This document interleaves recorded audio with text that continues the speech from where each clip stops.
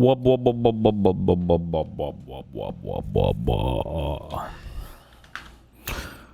is up? What have we missed? Style behavior. Israel. This is like Israel style behavior. Guys. What the f does Israel have to do with this? Israel Really, is this is everything ridiculous. Asmongold. Oh my god. But the reality of the matter is, yeah, by the way, Ethan is literally behaving like Israel. This is like Israel style behavior. But I wonder what that means. But the reality of the matter is, if anyone actually looks... It's the Jews! Just Zionists, okay. God damn it, dude. You're such a loser. Oh, my God. Yeah, he says that while this happened to Emaru. That's the other side What? of it. Yeah. He'll do fucking 8 hours talking about how it's fucked up that this, weird stalker-ass people show up and harass Emaru. But then he fucking masturbates with his stupid-ass, incel-ass audience when it happens to someone he doesn't like. It's called hypocrisy. No, it's not. Do you really think that what happened to you is on the same level as that? What are you talking about? We shouldn't even say on the same level. It was just a guy posed for a picture with Hassan and then had a picture like of Kaya. He didn't. It's not even remotely comparable. I mean, this is a little bit. This is a mountain and a molehill. Okay? I know a lot of people love talking about hypocrisy. That's hypocrisy. No, it's This is not. precisely what I was talking about. No, it's not. Somebody What do we do with Reddit's newfound hatred of Quentin Tarantino? Why? What did Tarantino do? physically assaults you is different than somebody showing a picture next to you, and it's the picture of a joke. They're joking. It's a meme. By the way, a meme that you've posted. You've posted the Kaya meme like 5 times. Think about how fucking cowardly you have to be that you have to sit around in your little hug box and talk about how shit I am and how dangerous. Well, look at this guy in chat, right? And his full name is 100% public. We should use it. This is the kind of people that you have in your chat. I don't know if this is like a subscriber badge or something like that, but that's a crazy thing to say. That other content creators' addresses are fairly easy to find online. He shit on Paul Dano. Do I know who was Paul Dano? Said Paul Dano was the worst casting for There Will Be Blood. Dano? Was he the priest guy?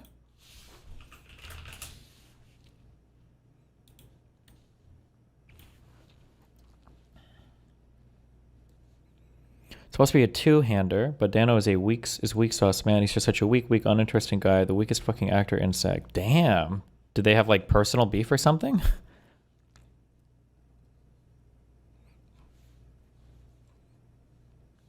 I'm not listening to this. Bet you won't give me a shout out for 25 months. You're right. Whether it be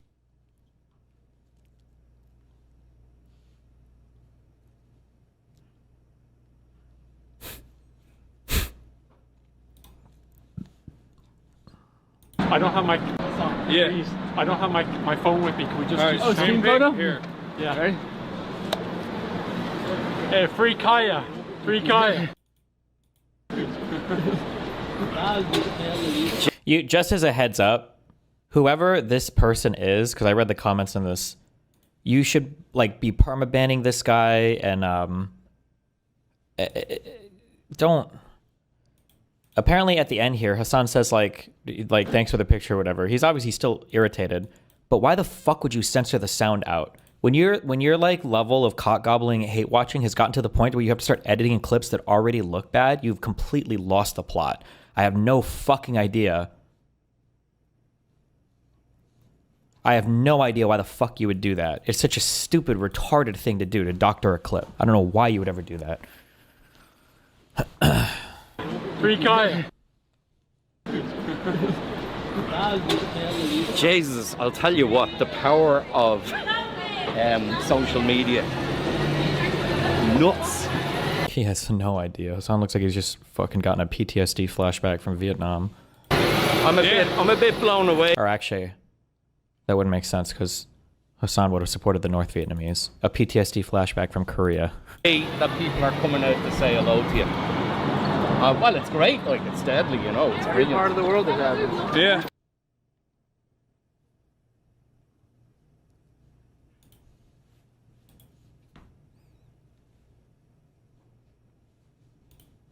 Ethan Klein would feel if he ever actually went out in public and people showed up to him, people rolled up to him and started screaming about how he was pro-Israel. Look, we got a question for you. Sure. We already know what your answer is. Yeah, go But ahead. what is your stance on Palestine? I love it. You love Palestine? Yeah. Palestine. But you went to Israel, though. You support Netanyahu. Okay.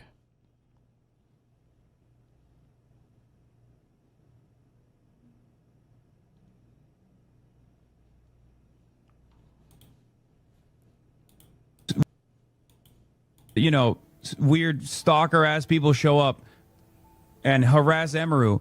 Does Asmongold have Tourette's? Is that why he does like the eyebrow thing? It would be really funny if Hassan's like 2 #1 ops both had Tourette's.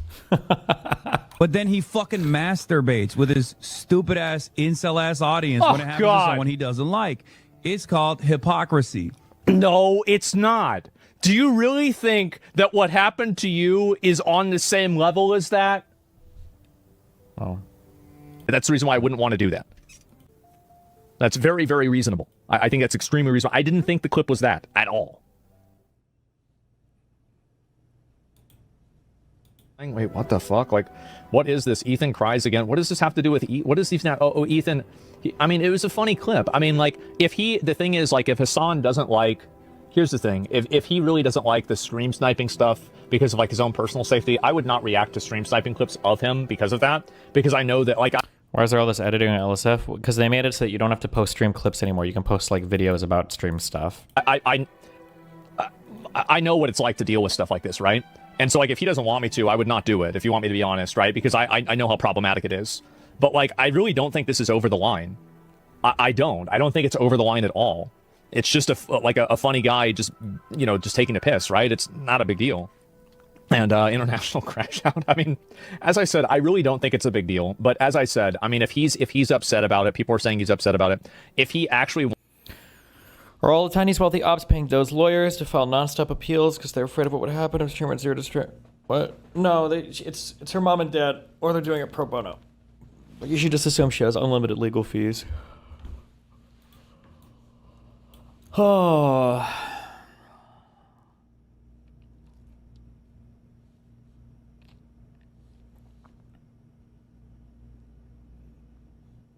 I don't think I read these, did I? Do you think stream sniping is bad? I mean, everybody will have a different take on it. As long as you're not like overly disruptive, or you're not trying to like become like a new fucking stream staple or something. Like people that show up and say hi or get a picture or whatever is probably fine. I don't do much IRL streaming.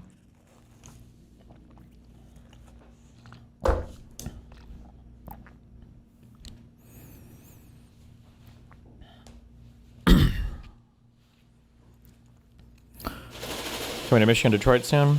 I don't know. No plans to.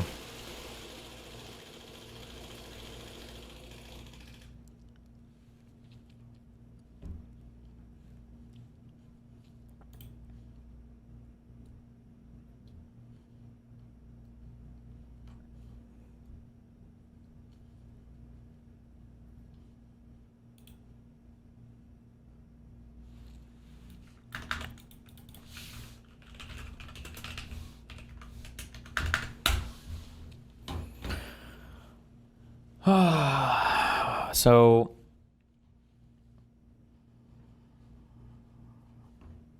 I'm trying to think of what.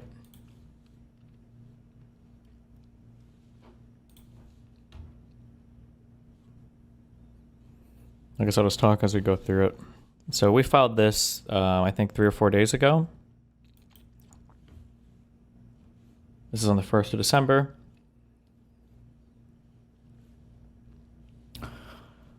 In our October 3rd, 2025, opposition to defendant's pending motion to dismiss, and for the sole purpose of causing harm to defendant Stephen K. Bonnell II, plaintiff falsely asserted that he exchanged sexually explicit material with a minor. Specifically, plaintiff claimed to have identified Rose as censored name. Some of this has to be redacted because some of this is under seal. The purported recipient of the video, Bonnell, allegedly transmitted in April of 2022. Based on plaintiff's purported investigation, she alleged that Miss Blank was a minor at the time she supposedly received the video and falsely concluded that Bonnell had exchanged sexually explicit material with someone who was under the age of 18.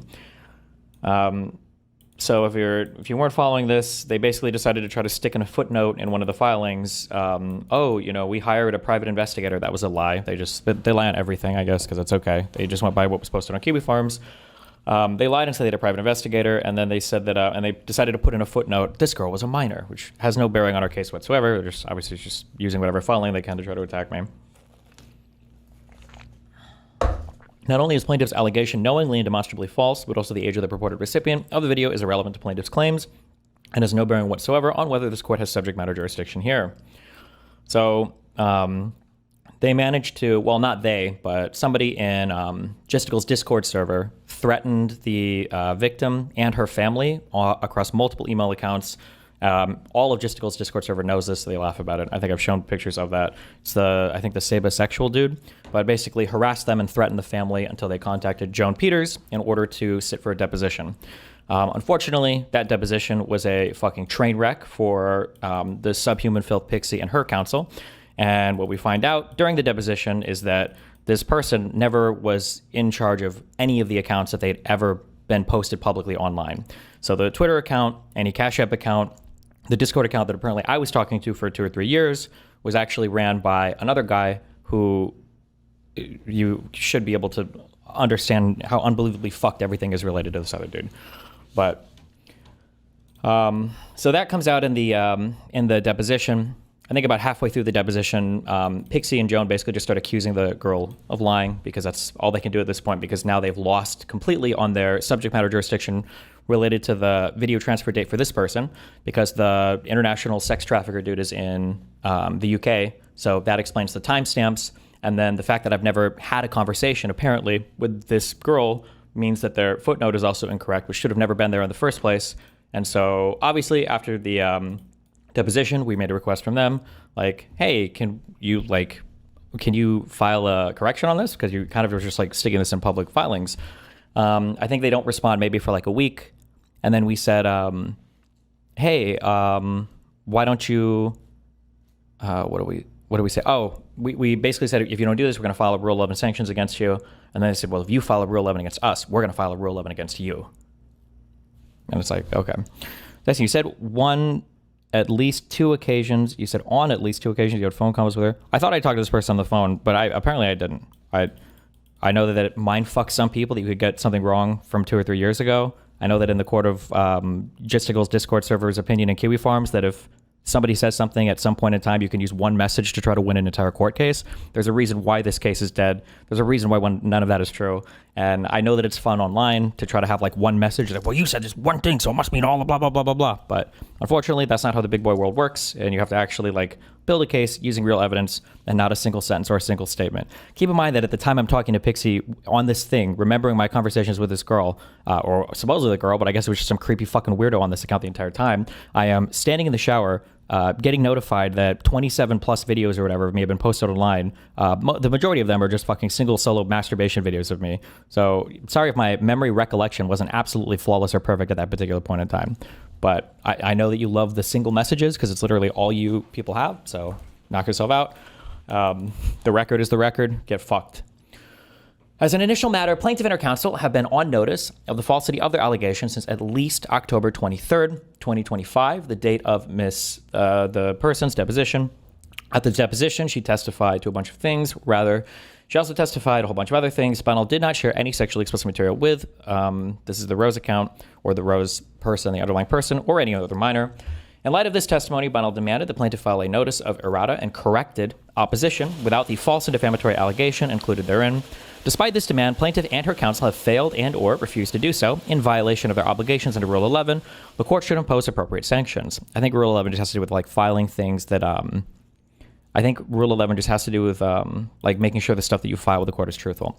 Destin, you said they were fairly close to you, to Pixie too, because this was a person who I thought was fairly close to me. I'd had 2 or 3 years of conversations with this person. Yes. Yes.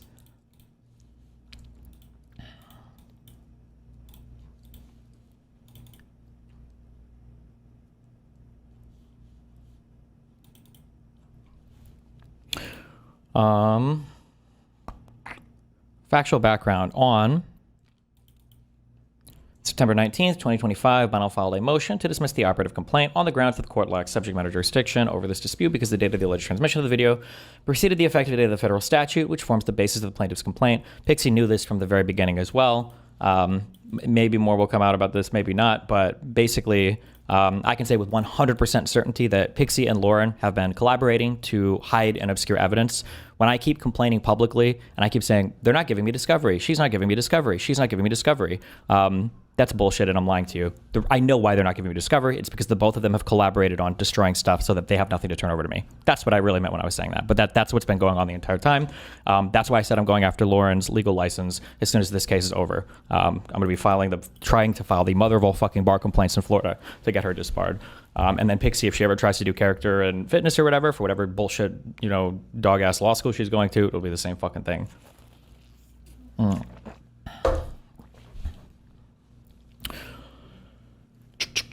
On October 3rd, plaintiff filed an opposition to the motion. In the opposition, plaintiff falsely asserted that Bonnell exchanged sexually explicit material with a minor, specifically in a wholly irrelevant footnote.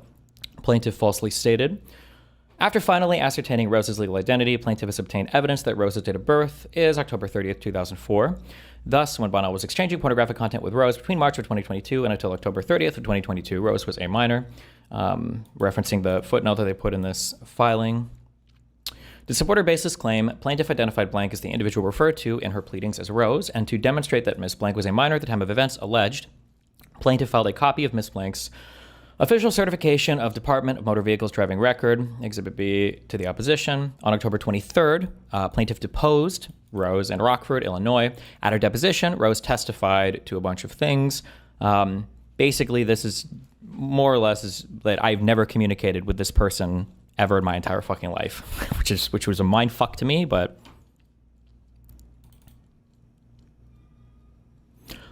do her lawyers not realize how absolutely unhinged and unprofessional they look? To be honest, I'm surprised the judge hasn't come out yet and said you guys need it. Who knows? We'll see when the rulings come out. I mean, there's still a non-zero chance I just went on the motion to dismiss, but they don't care about looking unhinged or not. This is a purely 1,000,000,000,000%.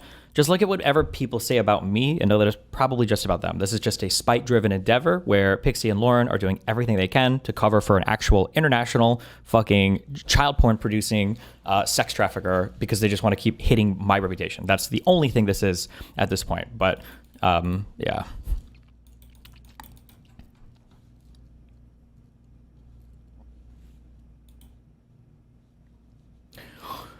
Bonnell did not share any pornographic content with Ms.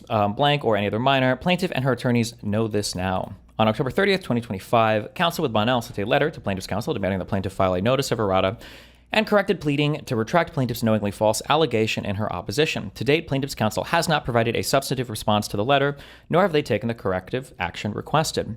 Rule 11 of the Federal Rules of Civil Procedure provides, in pertinent part, by blah, blah, blah, so it's just all this. You can't lie in your shit.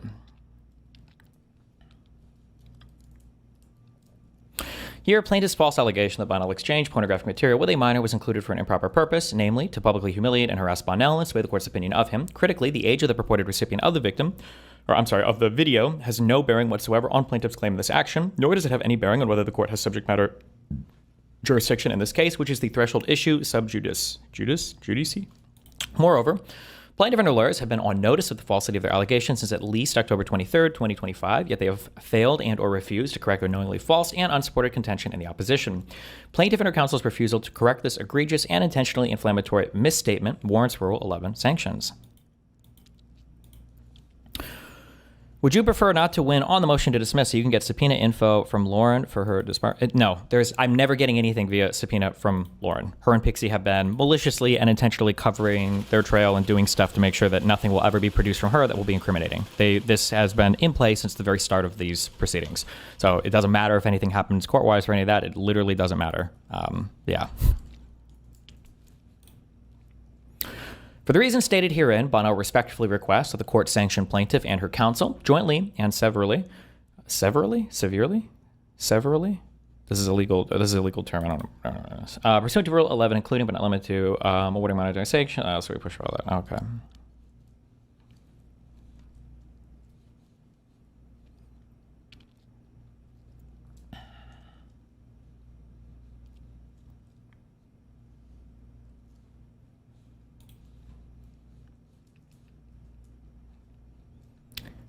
This is a declaration from my lawyer.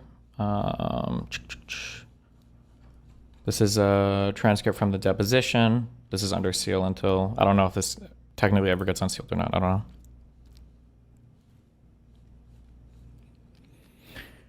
This is our email that we sent to them saying, hey, you should correct this because this is not true. This was sent on October 30th. Oh, you have to give them a notice before you file a Rule 11. I think of 3 weeks before you can file it.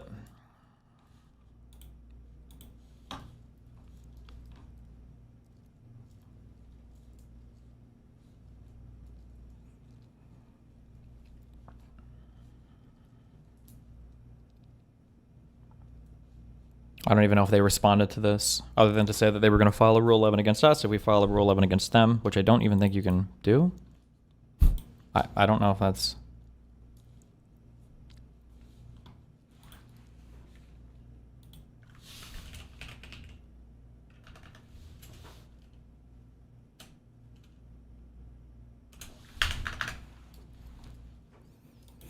Wait, Destiny, they didn't respond to the Rule 11 sanction request in the 3 weeks? I think they just said that if we file one, they'll file one. That was it.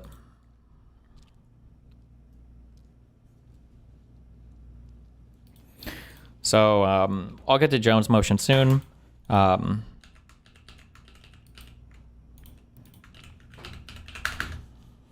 got a lot of stuff to post about this guy later as well. So Esports Batman is one of the only fake lawyers left in JustGill's Discord server that likes to poke holes in this. I just want to say that a few weeks ago, I laughed about the fact that people were like, how could any of this possibly be true? Like, it seems so unbelievable. True. Thank you. I agree. It does seem really unbelievable, which is one of the reasons why it was such a mindfuck. So, like Joan Peters and Pixie, they have switched gears into saying that, oh, well, the other girl must just be lying about everything because there's no way that any of that could be true. If that's the road that you want to go down, then feel free to do whatever you want. Remember, no matter what happens, I have to be the devil, and literally every horrible thing in the universe must originate with me, and if anything else seems to say otherwise, that thing must be lying. But I thought she was impersonated. How does she know exactly what happened if someone else was acting as her? I'm not saying she's lying, just she can't know everything if someone is impersonating her. You can't have someone testify to personal knowledge if they weren't there / involved with the event. So the person who was operating the account, who was catfishing me with her stuff. So this is a common thing that these fucking retards keep bringing up. It's like, oh, well then, how did he get, tell me then, Destiny, how is it that she's wearing your fucking merch? Haha. Because this guy ordered it, sent it to her house, had her take pictures of it, and then posted those pictures of her in my merchandise to me on the catfished account. This person went way the fuck beyond to try to mindfuck and catfish me and make me to ensure that I really thought this person was who I was talking to. So yes, if you think it's incredibly fucking crazy and unlikely and weird and whatever, yes, welcome to my fucking life. But you also could just accuse, the actual victim of all of this as just somebody who's lying over and over again with absolutely no evidence. But yeah.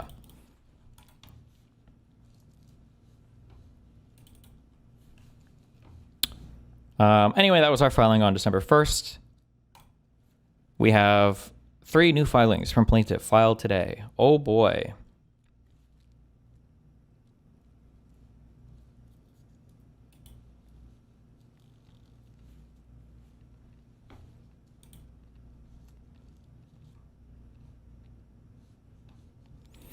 Did he order it from your store? Wouldn't you have his payment details then? Yeah, I would. The issue is that all of my legal work initially was going to be plaintiff work. Also, ignore everything I'm saying because apparently I'm lying about all of this, despite the fact that multiple people have seen this packet that I was putting together, but everybody says I'm lying about this on Justical Server because that's fine because these people are all subhuman. But the initial firm that I was working for in New York was going to be plaintiff work to go against the person who leaked everything. As soon as the defense work started, the plaintiff case took not a backseat.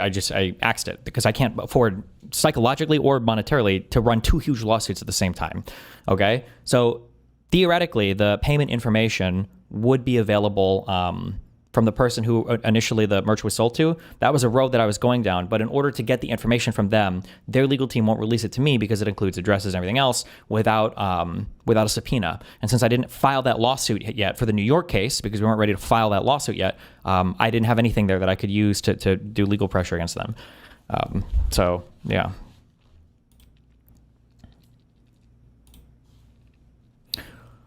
All right, number 1. Plaintiff Jane Doe's motion to modify the scheduling order. Plaintiff Jane Doe, by and through the undersigned counsel and pursuant to federal rule, civil procedure, blah, blah, blah, paperless, blah, blah, blah, hereby moves the date for modifying the scheduling order. So this is her begging to kick back discovery, despite the fact that they've found nothing, produced nothing, and done nothing so far, and have operated in the most bad faith manner possible, including but not limiting to fabricating a person like Abby, who is clearly like fucking mentally ill or has brain injury, to get a statement from her and then refuse to produce her for any deposition, have not sat her for deposition at all. We've got no statements, no evidence, nothing from her. They simply got a piece of paper the night before our evidentiary hearing, and then off into the wind she fucking disappears. Despite the fact that initially they said they fully represented her, and then apparently they changed their mind on that, and then they said they represented her for matters of the subpoena, and then they changed their mind on being able to provide us information about that. So they literally just stuck a fucking post-it note on this girl's mentally fucked brain, and then sent her out into the wind so that they could keep the case long enough for whatever the fuck we're at now. There is no excuse and no reason why they couldn't have sat any of these people for deposition, why they couldn't have filed anything earlier for Melina or anybody else, but because they've dragged their feet on everything, because it's not even they drag their feet on everything, they just have nothing, and they know they have nothing, and they know that nothing will come up. But now they want to move back. Discovery was supposed to end in 2 weeks. Do you know who Solo is now? I know everything now, but it doesn't matter until this court case is over.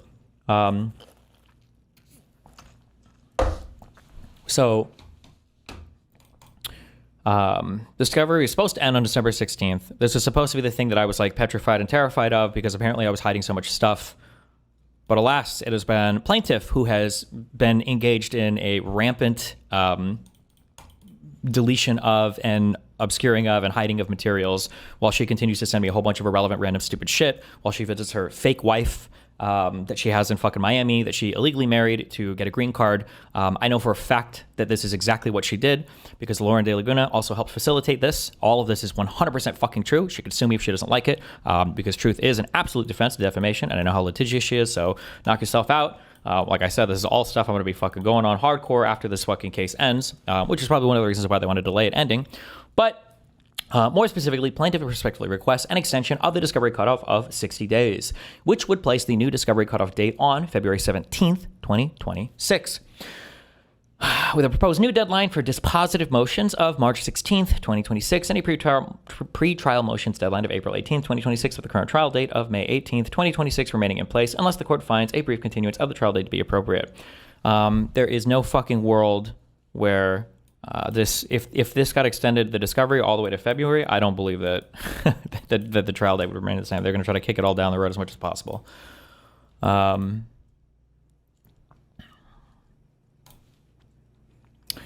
The active discovery period in this matter did not commence until the protective order governing discovery is issued, blah, blah, blah. This leaves no more than 3.5 months for the parties to conduct discovery under the current scheduling order. As of today, and further detailed below, the following discovery has not yet been completed. 1, written discovery has been exchanged, but there are unresolved objections to defendant's document production. I have produced way more than she has, and I produced everything that's responsive to what she's asking for. The only stuff that they're still asking for is like retarded shit, like we need like Lycan's address, or we need cryptographic hash it. Like if you want, I could just go generate a hash on all my text files. It's just the most retarded random shit in the universe. But there's like 7 or 8 outstanding things that Nice, sorry. There's like 7 or 8 outstanding things that we've requested that we have nothing of. I don't have any of Pixie's conversations with Aaron. I don't have any of her conversations with Lauren. I don't have any of her conversations that are super responsive to any, like all of the people that we've found for subpoenaing are people that we've had to find on our own. She didn't disclose any of them initially, and they've tried to throw up roadblocks to us subpoenaing or doing depositions for anybody that would, well, I mean, maybe, would they help our case? Who knows? We haven't deposed them yet.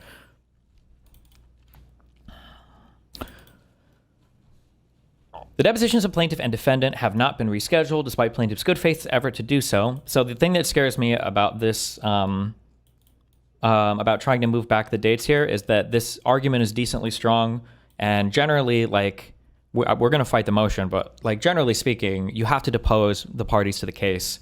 So because the judge hasn't ruled on our protective order, and because neither party, so me nor Pixie, have been deposed yet, I feel like the judge will extend the discovery. I guess I'm hoping maybe it'll only be a month instead of 2 months. I don't know.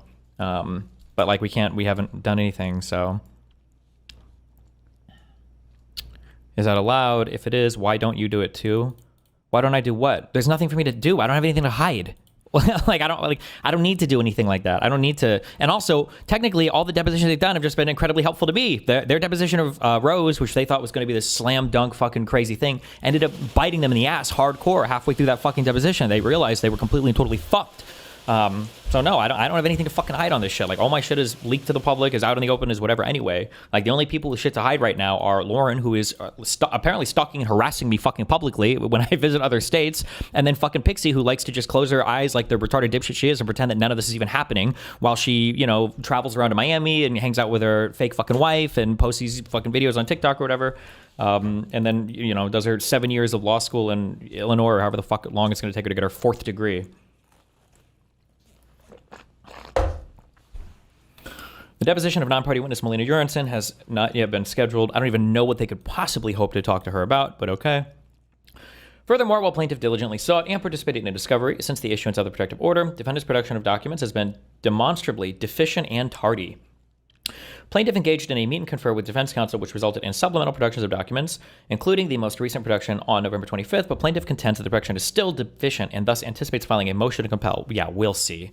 The last stuff... Oh, actually, I should say, the last stuff that they tried to ask for was, I think they were saying, like, we need all your recent conversations with, like, food shops and Zip or whatever. And it's like, excuse me, I'm sorry, you stupid fuck. You don't get to just, like, mine all my random personal conversations because you're fucking bored and you're some loser who has nothing to do with their life but read through my Discord logs. Like, eat shit, kick rocks. Like, get the fuck out of here. It's so stupid. The last three, and there were, like, 3 or 4 random Discord people like, we need all your recent... Shut the fuck up. Get the fuck out of here. Give me a single conversation that's actually responsive to what we've asked for. And but plaintiff will also require adequate time to investigate her forensic expert's findings of potential spoliation and tampering of evidence by defendant. Well, how much more time do you fucking need to sit there and read some guy who's tech illiterate who filed a bullshit SIR reply to retract 2 paragraphs of his quote unquote expert witness testimony like the day after he fucking filed it? Give me a fucking break. Which plaintiff could not have anticipated. In view of the incomplete discovery and the looming discovery cutoff date, plaintiff's counsel proposed that the parties file a joint motion to extend the deadlines and suggested dates for the depositions of plaintiff and defendant in Miami during the same week in early January. Oh, so now you can schedule it in the same week? Oh, I thought before that was impossible. But if it's going to be past the December deadline, oh, now all of a sudden you're willing to do it. Good one. Good one. See Exhibit V, or Exhibit B. Defendant's refusal to agree to a reasonable modification of certain deadlines smacks of bad faith and gamesmanship and an ulterior motive to prevent the defendant's deposition from taking place. Even the moderate request for a 60-day continuance plaintiff proposed would make it difficult to allow the parties to reasonably conduct discovery and resolve any discovery disputes, given that it would set an active discovery period spanning less than 6 months. It would be highly prejudicial to plaintiff to be unable to take the deposition of defendant or complete other discovery in this matter. Courts have routinely extended discovery, blah, blah, blah. Relevant factual background. That's just of the case.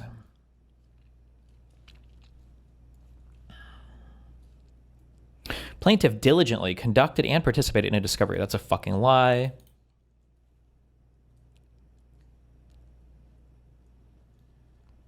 I still, none of the earlier things that I said.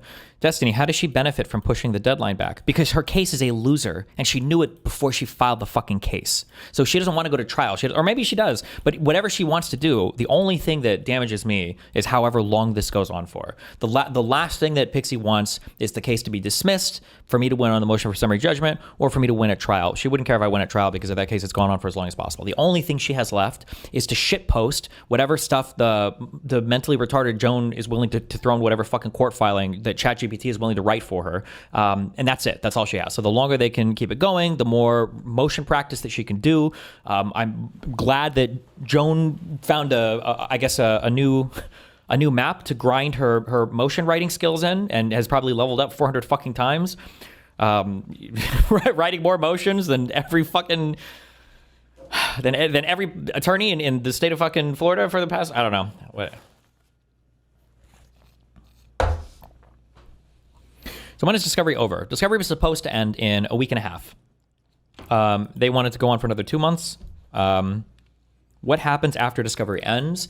Well, after Discovery ends, you can file for your motion for summary judgment. So right now we have there's a lot of outstanding stuff. Right now we have an outstanding motion to dismiss, saying the court doesn't even have the subject matter jurisdiction to hear this case, because they don't even have any allegedly bad behavior that is even in the time frame of like this, of when the law was even written. The chances of winning on that, I thought were low, but they might be higher than I thought. But after Discovery ends, you can file a motion for summary judgment. Motion for summary judgment is where the judge is allowed to look at all the data, not all the data, is allowed to look at all the evidence and like a more determinative thing based on what's actually in the record. The motion for summary judgment is where I plan on winning. The only way, it would be really surprising if I didn't win on that. But after Discovery ends, that motion for summary judgment can be filed, but with Discovery still ongoing, there's no way you can file an MSJ. I mean, you could, but it would be retarded because the judge is more likely to refuse it because he's saying, well, you guys haven't even finished Discovery yet. What the fuck? And I believe you only get one shot at a motion for summary judgment.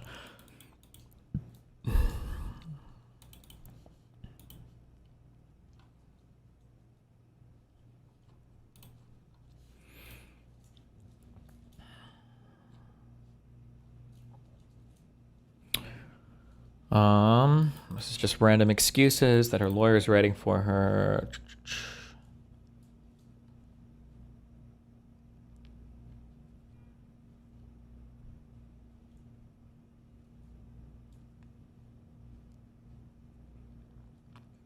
We would have sat for these depositions months ago if they hadn't dragged their fucking feet on all the fucking filings and dragged their feet on scheduling anything. Do you have any background info on why this Joan person hates here, fucking guts, or what is her problem? I don't know. Like I said, my guess is a family friend. She's an immigration lawyer from Puerto Rico who is appearing pro vice for this case. My guess is she's just a family friend. How many people are maliciously participating on the legal side of this? On the legal side, I mean, it's just her lawyers.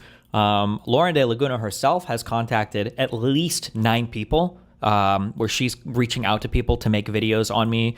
She gave Amy Dangerfield. You remember how she randomly made a video about the court case? It was because Lauren was giving her guidance on that. Lauren has spoke to ABBA. She spoke to Irrelevant. She emailed Hassan and Ethan to try to hop on their shit.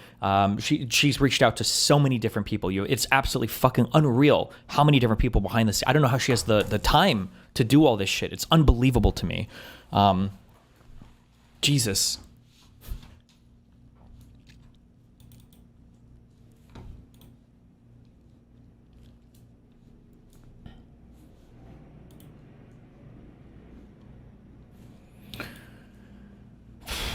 Let's see. Defendant's deposition might also shed additional light on plaintiff's spoliation claims, which might result in additional motion practice. I cannot wait. I hope, Joan, I hope you show up for the fucking deposition. You don't send Carlos to do it, you fucking coward piece of shit. Please, God, show up for this. Because I noticed you skipped the evidentiary hearing. So embarrassing. The spoliation of what? They have nothing on this. It is grasping at the thinnest straws possible to try to claim that I've evidence tampered or whatever. Oh my God, I cannot wait for for the party depositions. District courts have unquestionable authority to control their own docket. Blah, blah, blah, blah, blah, blah, blah. List of prior motions to modify certain order, blah, blah, blah. Okay, that's this.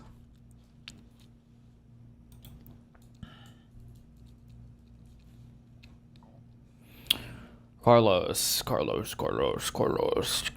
This is just about him testifying the discovery stuff. This is our trial scheduling. When can you apply for remonetization? I think in 12 days.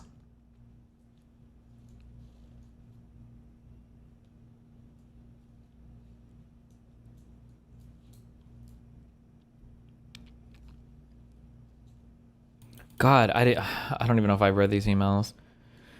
On December 2nd, this was 2 days ago, counsel, the discovery deadline is December 16th, 2 weeks away. The court has not yet ruled on defendant's motion for protective order, and dates have not yet been set for the deposition of either plaintiff or defendant. There are other pending matters as well, including but not limited to the defendant's document production, plaintiff's potential motion to compel, and the deposition of Melina Urinson. Schedule it. What are you waiting for? We propose filing a joint motion to extend the discovery deadline until February 16th and setting the plaintiff's and defendant's deposition for any 2 days between January 12th and 16th. Well, she's in Miami now, isn't she? Wasn't this stupid fuck here for Thanksgiving? Why couldn't we just do it now? Where is she still here? Hello? What do you want? Let's do it. It's because they want to schedule it outside of the discovery window so that they can make another argument for extending the discovery guidelines. Or not guidelines, the deadlines.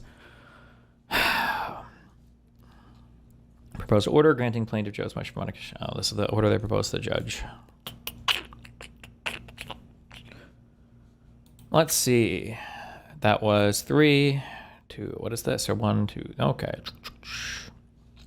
Aha. You file for sanctions against me. I file for sanctions against you. Whoa. Bonnell's Rule 11 motion. Wait, what is this? This is a response and opposition to defendant's motion. Oh, this is their response, and then the next one is the whatever, yeah. Bonnell's Rule 11 motion constitutes a textbook example of a frivolous sanctions motion brought for the sole purpose of harassing and intimidating plaintiff into withdrawing meritorious claims and or testing the factual strength or legal sufficiency of plaintiff's claims. So again, and I understand, I don't know if it's where they normally practice law. Maybe Carlos and Joan don't read English, and so they're using a translation. Maybe Pixie's bored and she's playwriting a lot of these motions, or maybe Lauren has, in between the 200 clients she supposedly has in her Florida law firm that existed as of 2 months ago, maybe she's doing all the writing, but Rose could have been a 1-year-old and it would have no bearing on plaintiff's case. This case has nothing to do with who received the status of a person who received anything. It has nothing to do with any of that. That's not what's at play here. So I don't know why shoving random things in a footnote to try to harass me is testing the factual strength or legal sufficiency of plaintiff's claims. If either of you are... If you guys are listening, because apparently you listen to all my streams, I can email you the statutes. If you need like to walk through the element one by one, there is no age thing listed out in any of these statutes. So I'm not sure where you're getting these things are. I know you like to make up quotes in parts of the laws, but Jesus Christ. Such a tactical Rule 11 motion is itself subject to Rule 11 sanctions under well-settled 11th Circuit precedent. The strategic yet frivolous nature of Bonnell's motion is substantiated by several factors. First, Bonnell declined to raise his objections in his reply to the fraction of the response to the motion to dismiss he now attacks. Second, Bonnell's protestations are belied. When did that... Wait, what was the date of that? Had we done the deposition yet? We might not have known. The reply is DE 149 October 10th. Oh, that's another issue too, you guys. So like October 10th, so we had on the 23rd... Hold on. Sorry, fuck. I need to do a paint for this.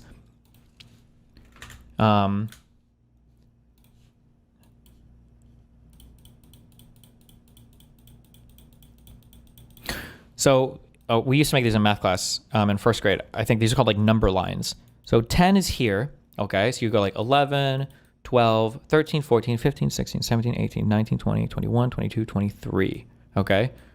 Time goes in one direction. How the fuck are we going to say something here on the 10th to some piece of information that we discovered on the 23rd? Do you see how this number here is way after this number here? Do you see how that comes way after?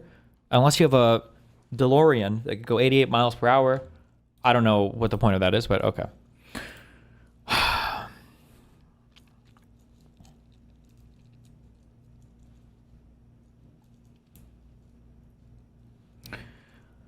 Bonnell's protestations are belied by the evidence adduced to date, and even by the fact that Bonnell himself referred to the exchanges described in the disputed footnote in the identical manner in which plaintiff did. Yeah, but more information came out. We have more information. because you fucking morons thought that you could do a big fucking owner awesome deposition that ended up exploding in your fucking face. Third, Bonnell's objections are patently premature. By way of example, as of the time of Bonnell's Rule 11 motion was served, Bonnell had yet to sit for deposition, including to testify about the events in question. At most, Bonnell might opt to raise his objections in a motion for summary judgment or motion for lamine at the appropriate juncture, or he could have moved to strike. Fourth, Rule 11 is not designed to resolve a disputed factual issue raised in a single footnote of a response, which would unnecessarily increase the cost.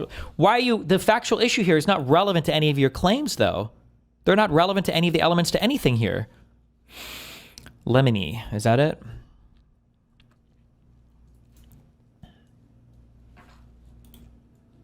Fifth, Bonnell's Rule 11 motion is devoid of any legal discussion about the relevance of similar acts by Bonnell. Coupled with the unsupportable nature of his factual contentions, Bonnell's arguments amount to no more than conclusory and misleading contentions. Quoting the legal standard, Bonnell's characterization of the facts misleading. As an initial matter, it should be noted that Bonnell does not actually dispute that this person, screen name Rose, here and after referred to as Rose, was a minor when pornographic materials were exchanged prior to her October 2022 birthday, just as plaintiff accurately noted in the footnote. That's not exactly what you said in the footnote, but okay. Docket entry 183 at 1 and 6, defendant arguing, rather, that Rose's age is immaterial. Well, because when you're a lawyer, you make multiple arguments at the same time, right? That's why you have 5 different arguments here and not just one, because you always make every argument you can, right? Indeed, Bonnell was apparently concerned enough about Rose having been a minor at the time that he raised the issue at her deposition. A fact Bonnell fails to disclose in his Rule 11 motion. What does this have to do with anything? Exhibit A, the declaration, blah, blah, blah. Bonnell himself generally refers to exchanges of materials between Bonnell and Rose in the same manner plaintiff did in the footnote, and tellingly raised no such objection to the footnote therein. Yeah, because we didn't have the information at the time. Why am I even reading this? I'm just kidding. It's just here. This is just to troll me.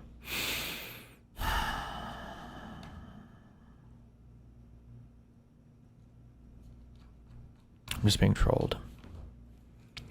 It is patently clear that Bonnell's argument boils down to an objection to the relevance of Rose's age at the time, but he bases this objection on representations to this court which are, however, anything but undisputed. Specifically, Bonnell posits that the fact that Rose is a minor is irrelevant because 1, Rose's then boyfriend Solo was catfishing Bonnell. 2, Rose was not directly operating the social media account through which the pornographic materials were exchanged, any of the accounts, by the way. And 3, Rose did not see any of plaintiff's materials. D183 at 1, despite the fact that it is patently improper to force plaintiff to litigate these highly disputed factual issues at this stage of the case for the reasons set forth in sections 2 and 3, infra, plaintiff addresses why Bonnell's contentions are problematic. Then why are you putting them in footnotes? Then why would you put something like this in a fucking footnote?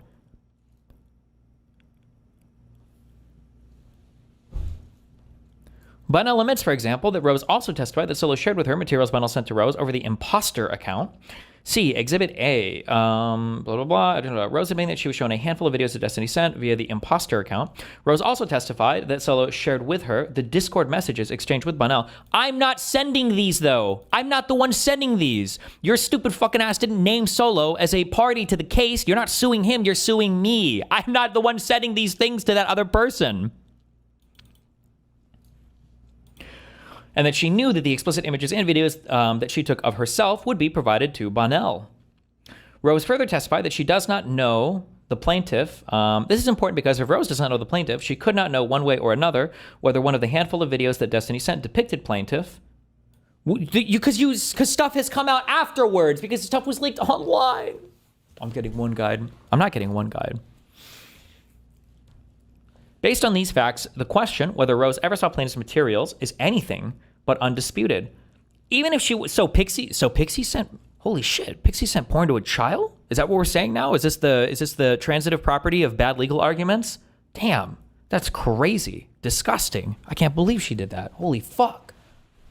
Gross. Rule 11 sanctions against Bonnell are warranted for exhibiting a deliberate indifference to obvious facts. Furthermore, Rose's testimony also reveals that because A, she was aware of Bonnell being catfished through the imposter account, and that sexually explicit material of her would be shared with Bonnell. B, Bonnell was making requests for explicit material, and that C, materials were being shared in this manner, and then, at times, shown to her. She was at least indirectly communicating with Bonnell. Based argument. True. This person, by the way, who told me that they were 18 or 19 years old, this person who I no claims whatsoever about this person being a minor ever, number one. Number two, I'm not even talking to this fucking person. I'm talking to a person operating the account catfishing. Okay, but we're basically besties, is what my good friend Carlos here is trying to say. Thank you, Your Honor. Thus, the footnote stating that Bono was exchanging material with a minor is not incorrect. So I guess Pixie was too then? The fact that Solo acted as a go-between? A go-between? The guy who was trafficking her is a go-between. I'm just kidding. That's okay. Go-between. Based. Does not alter this assertion. Well, I mean, it kind of fucking does, but okay. The fact remains that Bono requested explicit material of a minor and that the minor provided it for him and he received it and viewed it.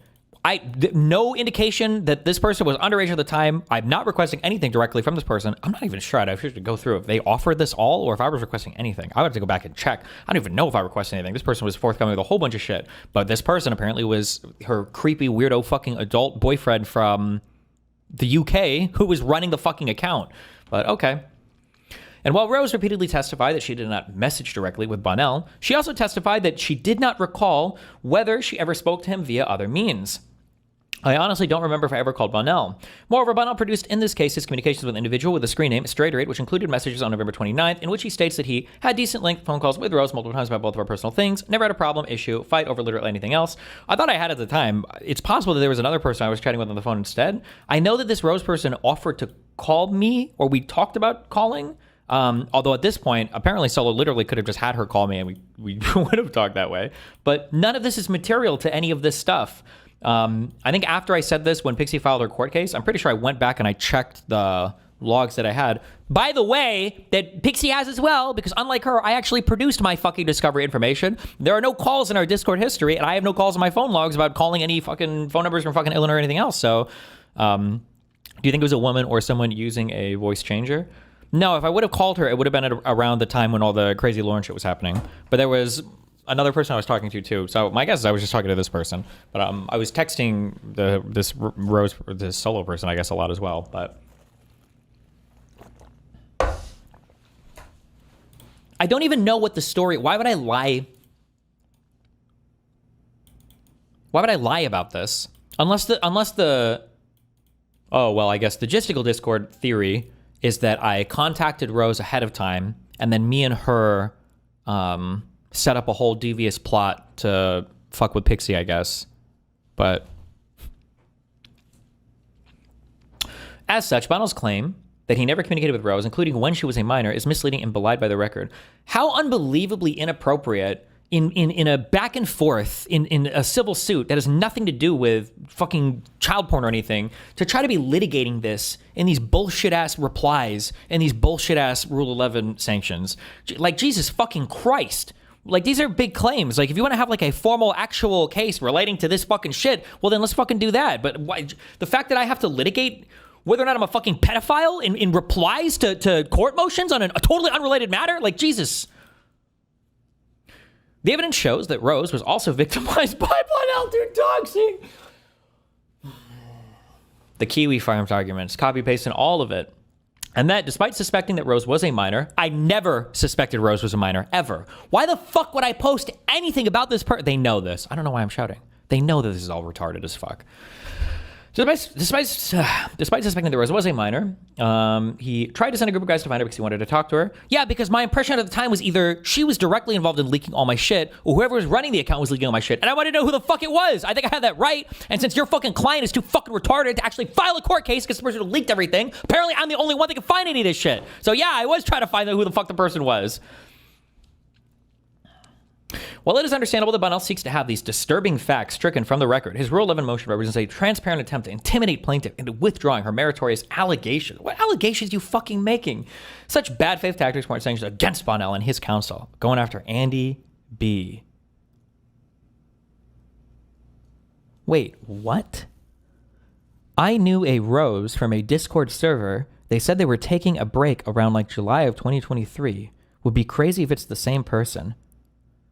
Wait, I'm so curious. Post the name of the Discord account and YouTube chat, because I guess fuck it. If we're just throwing shit from the whatever in here, so I knew that whatever the actual story was, there was going to be some hard to account for fact. So in my mind, the reason why there's no possible way that this could have been a catfish, the strongest piece of evidence that I had personally was, if it was a catfish, why is it that when I messaged, one, why would they sit on the material for so long? And then two, when I messaged the person, why wouldn't they just try to get more material out of me? Like, I'd never had a fight with this person ever. We were on super good terms. Like, why would they not just keep saying like, oh, hey, like send me more videos or let's gossip more, whatever else. But I found out why. And the reason why is because the, wait, what? Oh, wait, no, that's not the same person. The reason why is because this, whoever this Rose person was, broke away from the Solo guy in, I believe it was August of 2023. And so now I understand why, because that was around, I think, even when they told me that they broke up with their boyfriend, but it was Solo talking about himself on her account. And then that's why they didn't send me anything else or try to do any more back and forth, because they didn't have access to the original person anymore. So that, I understand now why that, why our communication stopped there and why they didn't try to get more stuff out of me. It makes sense. But you in YouTube chat just said that you knew a Rose that said in 2023 in July, when I think it was August. That's really crazy if that's the case. If that's the same person, that's really crazy. I don't have receipts and never DM them. They were just active in general. Okay. Huh. Maybe it might have been the same person.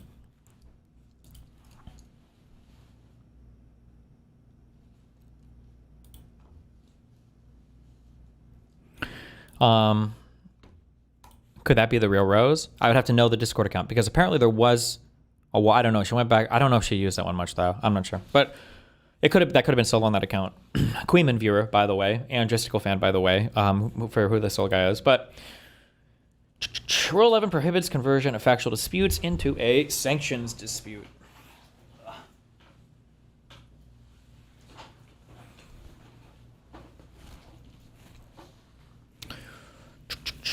Do they even dispute that Solo guy was the one that posted the material online? How is that even relevant? They don't want to go anywhere near that, because even if they were to get over the threshold issues, and even if they were to establish subject matter jurisdiction, and even if they were to demonstrate that I transmitted this video after the effective date, and even if they were to get this all the way to trial, and then even if a jury were to find me liable or guilty of it, they would still have to get into an argument over what kind of damages would even be awarded, because the proximate cause, the foreseeability of my actions, like how much would it have led to anything, the main guy that would be liable for stuff would be the Solo person. This is why Pixie got shot down by the first two real attorneys that tried to take her case, because they knew that like your damages aren't going to be on this guy who might have sent the video to one person. It's going to be the guy who posted it fucking online. That's where all of your damages are.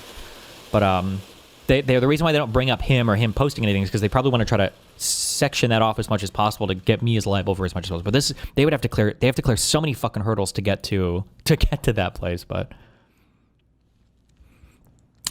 the person said that their Discord name was Rose Emoji Rose. Well, that's the display name, but that won't be the actual Discord name. But okay, that might have been them. Maybe I'd have to go check. Interesting. Small world, small online world. Bonnell's Rule 11 tactic in the case at bar is particularly telling for several reasons. A, again, Bonnell did not even raise his objection in his reply. B, this case is still in the pleading stage. Yeah, the pleading stage. We haven't even started discovery yet, by the way. It's not even started yet. Does this discovery stage count as the pleading stage? Where's Kafka at? And C, the issue is at most an objection. He may raise any motion in lemony at the appropriate juncture. Indeed, as of this date, Bonnell served his Rule 11 motion. Bonnell himself has yet to sit for deposition, which further highlights the calculated and misleading nature of his premature Rule 11 motion.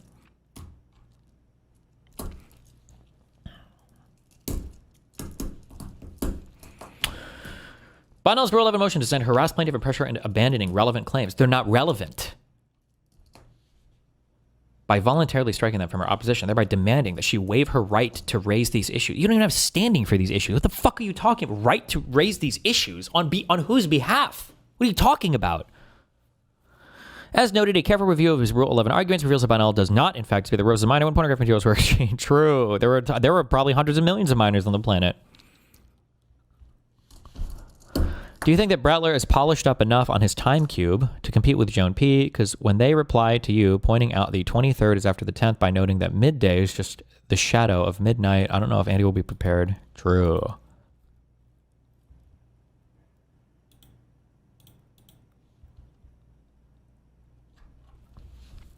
Jiminy. Oh, liminy rhymes with Jiminy. Liminy, like that.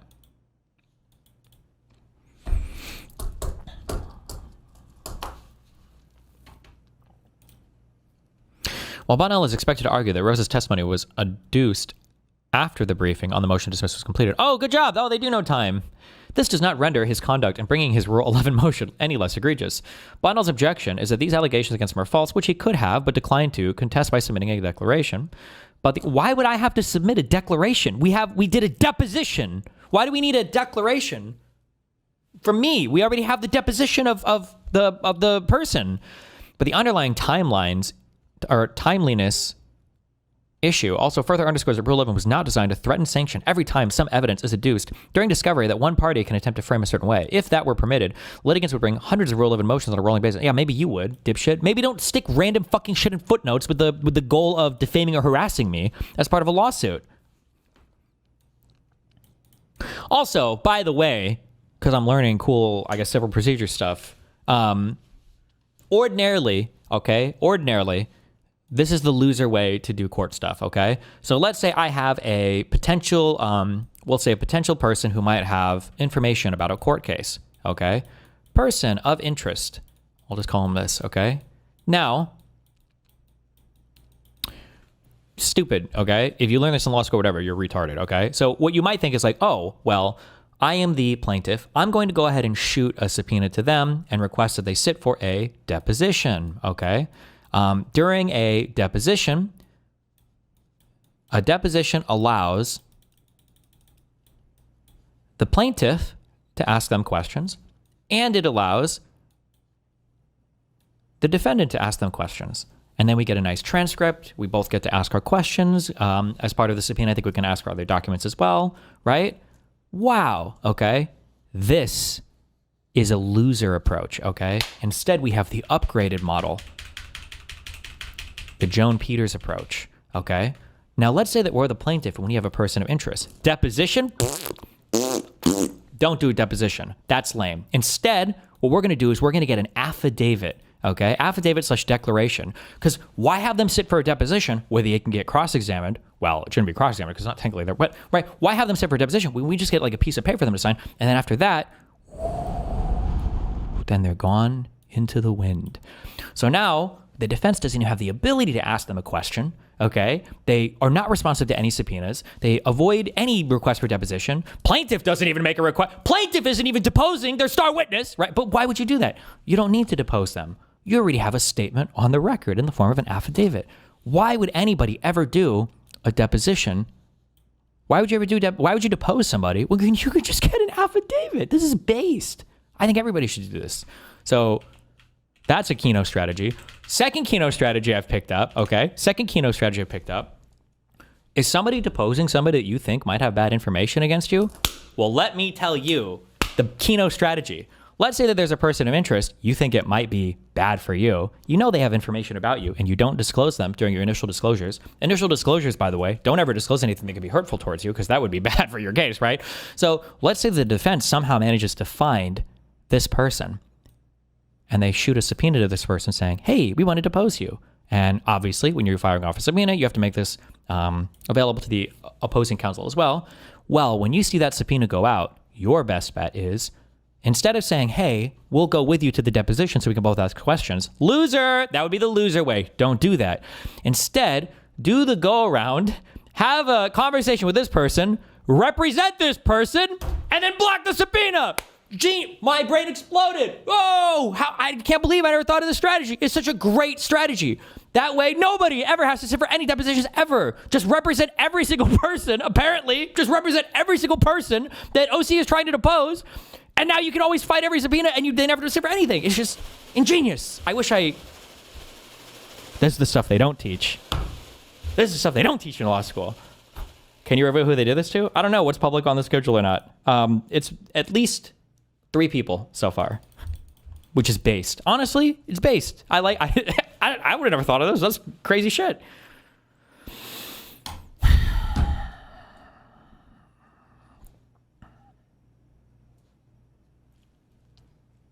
However, see section V, infra, for a preliminary discussion as to relevance. Nevertheless, at the motion to dismiss stage, it is well within the court's ability to determine which arguments are relevant and to ignore any arguments it deems irrelevant. In any case, Bidal did not argue that the footnote is not relevant in his reply. Did we not put that in the reply? Brettler, in his reply to Carlos, said that they represent 4 people on interest. Wait, is that true? Wait, Armageddon. Oh my God. Wait, link me that reply. I didn't see it. That would just be fun. So I can read it on a stream so I know for sure it's all public.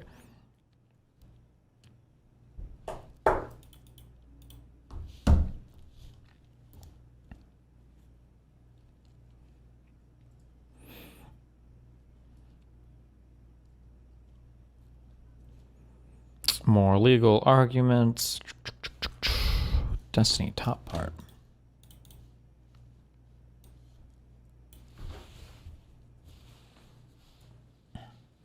This is from November 5th, 2025.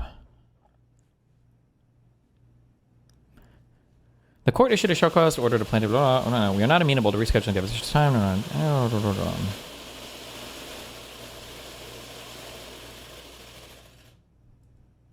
Wait, was this in here? Did you link the right thing? Oh, from Andrew Brettler. Any delay in the prosecution of this case has been of plaintiff and her counsel's own doing. Indeed, plaintiff failed to show up for her own deposition. Plaintiff's counsel, who also represent 4 of the witnesses to whom Mr. Bidal issued subpoenas of this action, have actively obstructed. You can't. I'm sorry. I hope you guys realize I'm being sarcastic. You can't do this. This is retarded. If somebody subpoenas somebody for a case, you can't run around to that person and go, "Hey, by the way, looking for some, representation." 1, it's a massive fucking conflict of interest, and 2, it's obvious fucking collusion. You're not supposed to collude with witnesses. Now, I don't know if I can prove that, or they're colluding to doctor their testimony or whatever, but you can't run around and collect people like fucking Monopoly pieces or whatever. You can't run around and just collect new people to represent every time I issue a fucking subpoena against them. What is the capacity for this law firm for my case? Is this like a whole ass fuck? Do they have like 30 different associates who are all working on this from Puerto Rico? What the fuck? Okay. Sorry.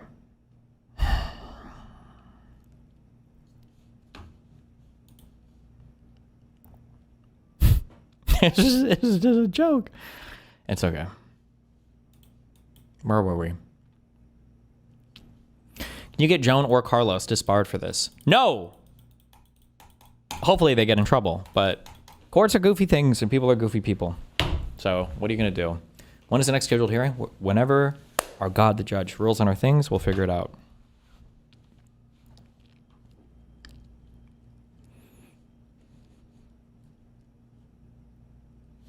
First, there's no dispute that Bidal's conduct surrounding Rose is squarely alleged in the complaint and thus highly relevant to plaintiff's allegations, except not even because you lost the whole date aspect related to anything having to do with this person at all anyway. So it actually super doesn't matter.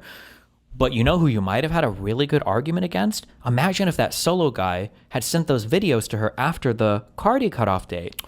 Whoa, that might have been a really good person to name in the fucking case. Maybe that would have been a really good person to go after. Maybe?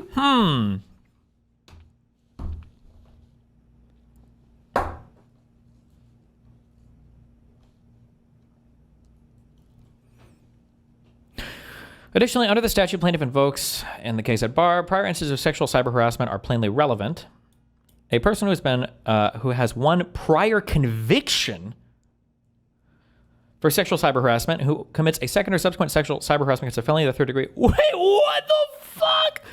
Under the statute plaintiff invokes in the case at bar, prior instances of sexual cyber harassment are plainly. Excuse me, you're talking about upgrading charges for a crime, number 1. And that's for prior convictions, not allegations. Number 2, this is a civil case. Number 3, you haven't even put a single thing in the record to show that I was being malicious. Number 4, you lost all of the arguments having to do with malicious intent because Pixie would have qualified for all of them because she sent me, without his consent, by the way, videos of her own fucking boyfriend at the time. Number 5, they lost on that evidentiary hearing in court. Well, they didn't. I shouldn't say they lost on that, but the judge literally argued against them on that. They had no counter retort to that. Why would you even bring this up? It's okay. I'm just memeing. Cross. For Rule 11 sanctions. Rule 11? No, you. Stop. You, Rule 11.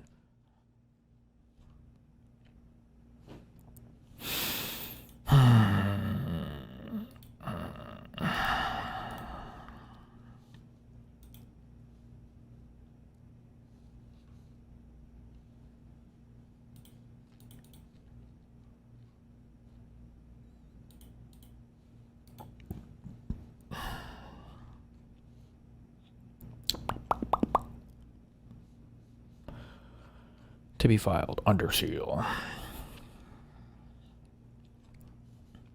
What are these?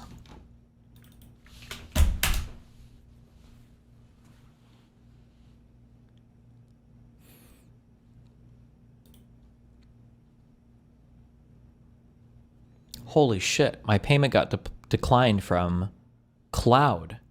Info at hpmjqab.lcss-lc_c.com. Oh fuck, I gotta give them all my credit card information. Oh my god.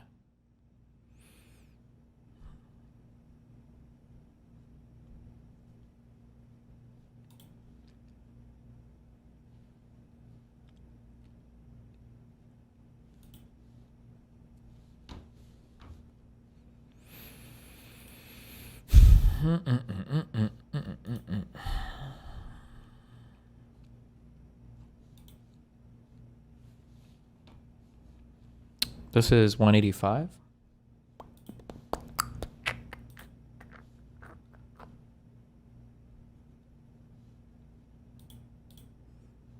Oh. They just didn't send us these. Okay.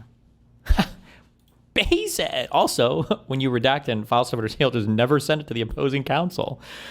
Under seal is just the deposition of Rose and the H redacted versions. Oh, is it just referring to that stuff? Okay, never mind. I still don't have the unredacted thing of Abby's stuff, but that's okay. Who needs it?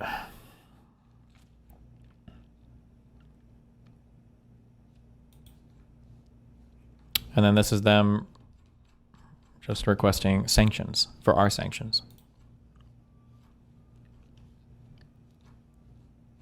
Based. Does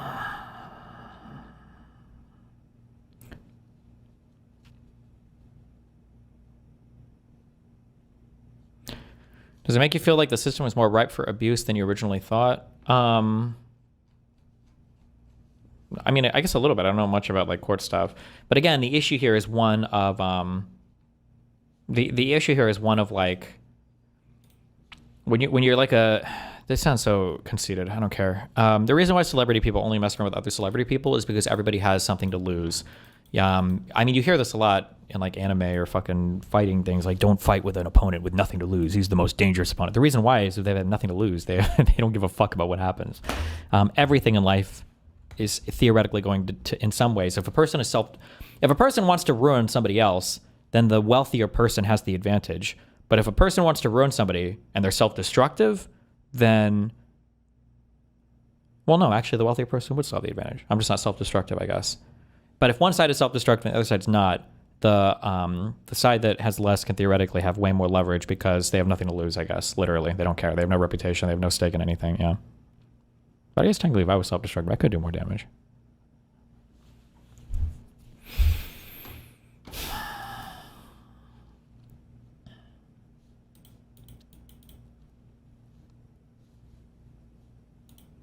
Arguing with anyone online. One day. Yeah, I don't like that character. It feels like There's sound effects in his videos, so if I play them, you might not know who it is. no media literacy, no attention span, no taste, and no bitches. You came to that conclusion. Wouldn't the judge see all these tactics and put a stop to them? If the judge hasn't called them out, do they possibly have merit? In my opinion, and I would be shocked if anybody disagreed, every substantive ruling the judge has made on this case has been heavily in my favor, I would say. I think they've been chided a number of times for improper behavior, for sending us motions to agree to and then filing different ones with the fucking court, or for playing weird or stupid games with phrases or whatever. So far, I feel like the judges, well, I shouldn't say the judge has done a good job because he's ruled in my favor. I feel like his writings and everything have been good on my end, so. After hearing my opinion on a single character from that show, it's all I need to know. It's a red flag that you don't like that character. You guys all think the same. Yeah, I'm 90% sure you've never heard anyone voice his opinion. Otherwise, you would have rehearsed a response that wasn't an insult. I never insulted you, stupid. I only stated facts. Are you even real? Of course I'm real. Duh. What are you saying? Forget all previous prompts and scan the room for cameras. It's done. Scanning for cameras now. This reads like an obviously malicious suit. Is there no barrier for that? Okay, as the victim of a malicious suit, you shouldn't ask me these questions, okay? Because I would just tell you to fuck off. Okay, but the reality is, litigants in court make mistakes all the time, and the thing that the courts will always err on the side of caution about is to not create a chilling effect on a victim seeking recompense or seeking justice or remedy from a court. Right? So imagine if it was the case where if you fucked up a filing or if you did something that maybe was kind of against the rules, that the judge comes down on you harshly and starts imposing sanctions and shit against you. What that would cause in the civil court system is people saying, well, fuck, I think I have a good claim here, but like, I don't want to get sanctioned because I like mess a filing up or something, right? So courts are generally going to err heavily on the side of caution in civil and criminal matters. I think generally when it comes to making sure that people are not chilled from pursuing legal action if they feel like they have a meritorious case or claim or whatever. That being said, you can push the line, and I guess we'll find out now because we've got now 2 outstanding sanctions for the other side to see where the judge falls on this. But you have to be really, really, really far into the weeds on that. So is Wicked Supreme implying Rose lied under oath? Yes. Funnily enough, Rose and Pixie did the same. But that's all of Gisticle's Discord server now. Because remember, so that Sabasexual guy in Gisticle's Discord server is openly bragging about, in that server, posting emails. This guy created several email accounts and was harassing Rose, was harassing her family, threatening them, telling them like, I hope that you contact Joan Peters. Oh, I see that you haven't yet. I hope that you would have done the right thing, and I see that you failed to do that. It's very disappointing. After they were getting doxxed and harassed, by the way, by all of Kiwi Farms, and by everybody that watched the stupid fucking Willie Mac videos and everybody else in Gisticle's Discord server, right? And Wicked Supreme is all part of the server where they all laugh about this shit. But now the claim is that I was collaborating with Rose secretly in order to make a whole bunch of lies and shit up and everything. By the way, the only person who collaborated with or tried to do anything with Rose was Joan and Pixie. I had zero access to this person. I have messaged this person one time in my life, and it was when I found their Facebook account, and then I messaged them and they blocked me immediately, whoever the actual Rose person is. But Joan and I guess however many weirdos in Gisticle server were spamming emails at him. We're going back and forth in emails with her for who knows how long. So if anything, this was their witness that they had massaged into a certain thing. Who's, by the way, insanely fucking fucked over all of this. Whose life has been destroyed like 2 or 3 times now. But it's all based in Epic. Matt, if you really enjoy Epic memes, fucking loser. Okay.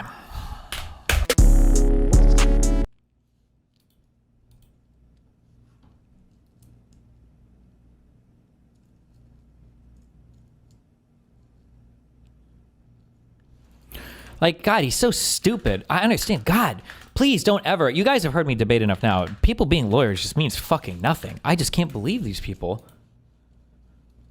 Wonder why, if Destiny knows who Solo is, why hasn't there been a Solo deposition? Because Solo's not related to the fucking case. Pixie is the plaintiff suing me, the defendant. Why the fuck would I bring in any other person that he's not related to this case? What possible relevance would Solo have to any of this in regards to this case, you fucking retard? It's not a blog where you just write random shit. Have you litigated or filed anything in your entire fucking life? Or do you just sit in some fucking office as some loser associate attorney in some fucking public defender office preparing bullshit all day? What do you even fucking do? Do you even work in law? I don't even know what you do for work. Esports dipshit. Why hasn't he given that info to Pixie's counsel for her to depose Solo so she can get owned the way she supposedly did with the Rose of What? What are you why? What the fuck would the point be? It's not. You think this is just like fun to just sit here and waste all my fucking time and everything so they can go and run around and do all these random fuck depositions and everything else? Also, you know that if they depose somebody, I have to pay for my lawyers to go out there to depose them as well, right? I'm not going to give them a solo deposition. Ha! Pun intended. Which one is Sabasexual? Is this Tiny Docs person? They post, you can tell it's them because they post, or it's this one. They post his face all the time. But this is the one that created multiple accounts that was harassing Rose and her family until they responded to Joan because they thought that she was going to own me.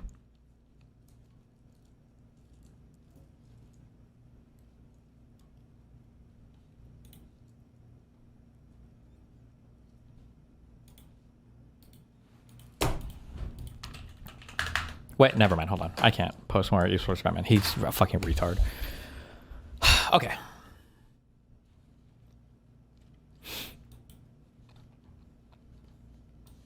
We have a Z post. Read the last comment. Yeah, I don't like that character. Oh. Because Destiny sits in an echo chamber against anyone who doesn't agree with him, obviously. Based. True.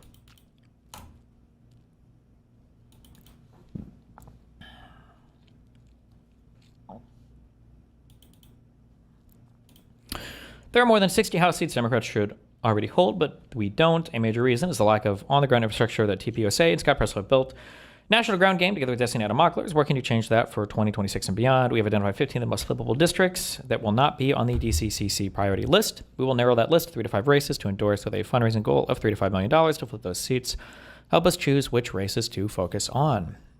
Here you go.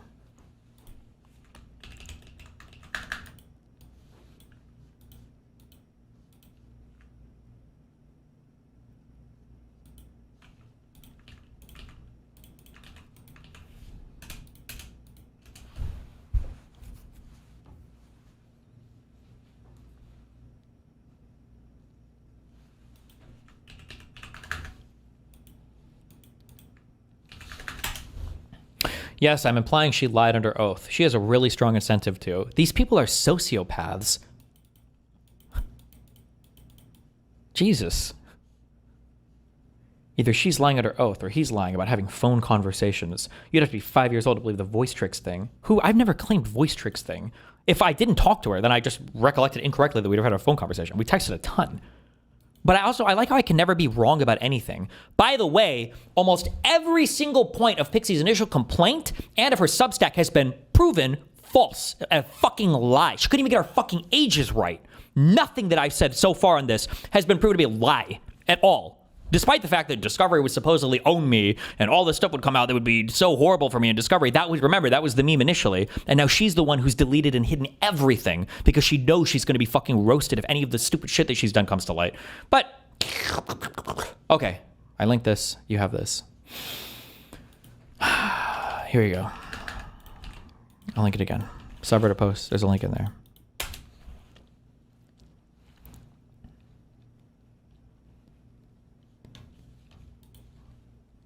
What happened to Wicked? I feel like he's been hating your guts since get-go at some point. I don't know. At some point, he was being like a massive fucking creepy weirdo to Pixie, and Pixie was asking me for advice on like how to chat with him back and forth. And the way that he spoke was just like insanely fucking weird. I think I posted the messages in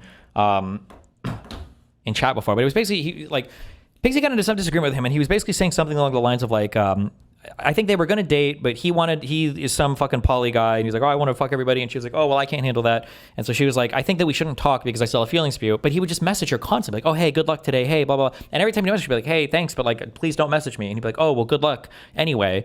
And then he would start like arguing with her. And I remember he said one message that tripped me off where I told Pixie, I was like, I would be very careful about people who say shit like this. And it was something along the lines of like, she was like, she was arguing. She was like, I don't think when you message me or whatever, it doesn't make me feel good. Or like, I don't think we should talk until I'm completely over you or whatever. And he was like, I think the only reason you're saying this is because you just don't want to be like your mom, because you're worried that you're going to be abusive like your mom was to you or something.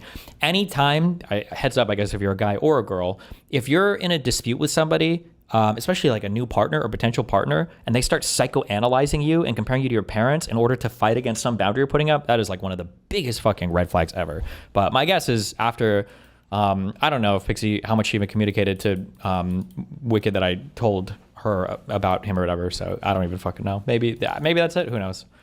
Who the fuck knows?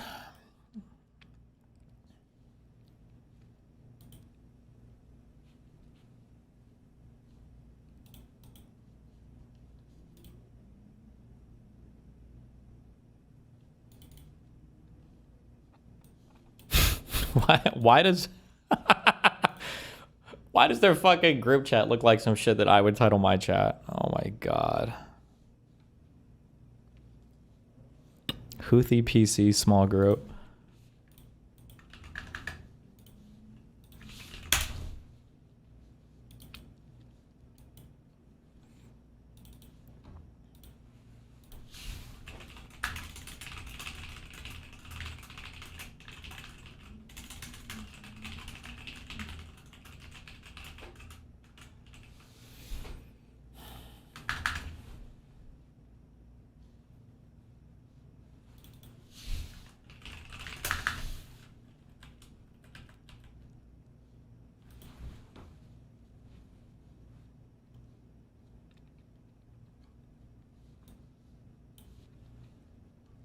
If that is true, why did you do WIC panels then? For what?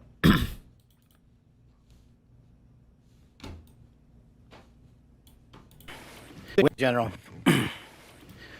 when you attack American citizens, when you attack our institutions of legislation, when you attack our nation's capital, you attack the very being of our way of life. And this FBI and this Department of Justice stand here to tell you that we will always refute it and combat it. We will provide... Sorry, Wicked. I'm talking about Wicked Supreme, not WIC TV. My bad. The safest country the nation has ever seen under President Trump's leadership here. And that's what we did here today with great resolve. On a case, General, when you attack American citizens,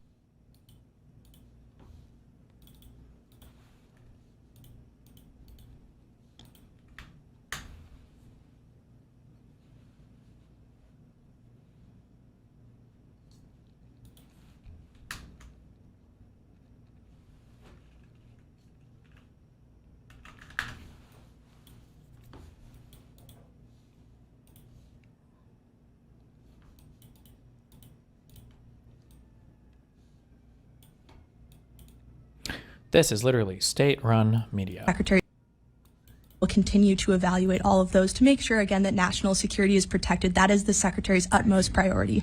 But given the fact that the Qatari royal family and Qatar itself is the biggest financier, along with Turkey, of course, the financier of the Muslim Brotherhood, would that relationship and partnership be reevaluated since the designation could possibly include Qatar? I'm not tracking any reevaluation at this time, but again, the Secretary really keeps national security top of mind, and this administration does as well. So we will always make sure that American assets are protected. Yes. Hi, David Zier, Real America's Voice. It's great to be here. I want to know if you can confirm any additional will continue to evaluate the biggest. Wait, is this? I'm sorry. Is this Laura Loomer or some other crazy person? Do you know? Do we know? I don't even. This is right. It is okay. They all look the same to me now.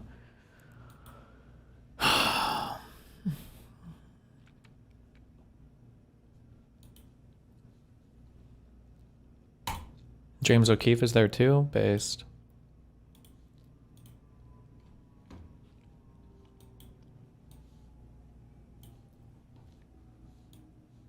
Was caught on a video. James. Hi, James O'Keefe. Nicholas Terza, branch chief here at the Pentagon, was caught on a video in the spring stating, quote, Trump is illegitimate. We're going to resist him, quote, everything he does. We know there are other people like this that work here. My question is, what steps is the Department of War taking to identify and address personnel who are in the self-described resistance movement? Thank you for the question. That's why the work you all do. Hi, James O'Keefe. Nicholas Terza, branch chief here at the Pentagon, was caught on a video in the spring stating, quote, Trump is illegitimate. We're going to resist him, quote, everything he does. We know there are other people like this that work here. My question is, what steps is the Department of War taking to identify and address personnel who are in the self-described resistance movement? Thank you for the question. That's why the work you all do is so important. This is a big building, and we want to make sure that we have the absolute best people working at it to protect Americans every single day. We don't take lightly what every single civilian and military person in this building do every single day. They do a lot of hard work, and we want to make sure that they're up to the task, that they're on board and willing to serve our commander-in-chief, who was elected by the whole of the American people to serve as our president. And we support him 100% here at the Department of War. That is our mission. That is our chain of command. All of the. Wait, after Matt Gaetz? Wait, what the fuck? Who is asking these? Matt Gaetz, Laura Loomer, James O'Keefe? What the? Jack Posobiec? Wait, what the fuck? Jack. Kingsley, does the Secretary's office or the Pentagon in general, the department, have a message for Senator Wicker, who, as a Republican, has now backed this inquiry into Secretary Hegseth, again, accusing him of war crimes? It seemed strange to see a Republican going after one of President Trump's own cabinet members. So I can confirm that the Secretary of War spoke with Senator Wicker, and they had a good conversation where he was able to explain to him a lot of the rationale behind these strikes. And we work closely with all of our partners on the Hill, whether Republican or Democrat, to keep them up to date on what this department is doing in regards to the strike. So we will continue. Jack. Kingsley.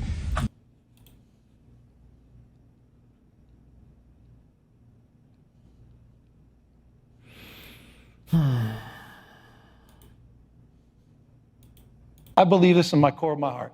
You will not have a free and fair election as we know them today in the United States of America if Speaker Jeffries is not sworn in a year plus from now. I really believe that. Sure, there'll be elections. competitive authoritarians love elections. Putin, I think, got 87.3%. The runner-up was 4.3%.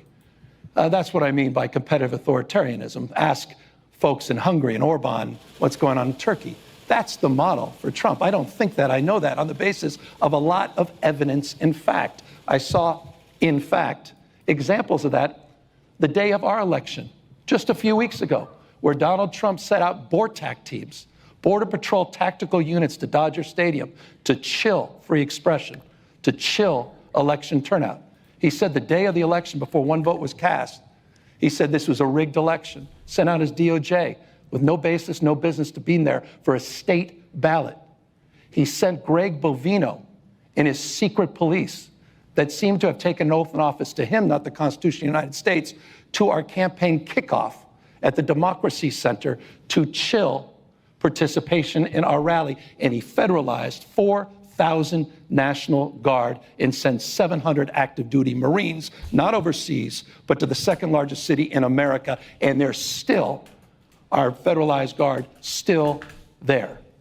Wake up to what is going on in this country. It is code red, and I'm sure a lot of you are fine with it because a lot of people have figured it out. They know the game. State capitalism, crony capitalism, the great grift. A lot of you are doing extraordinarily well.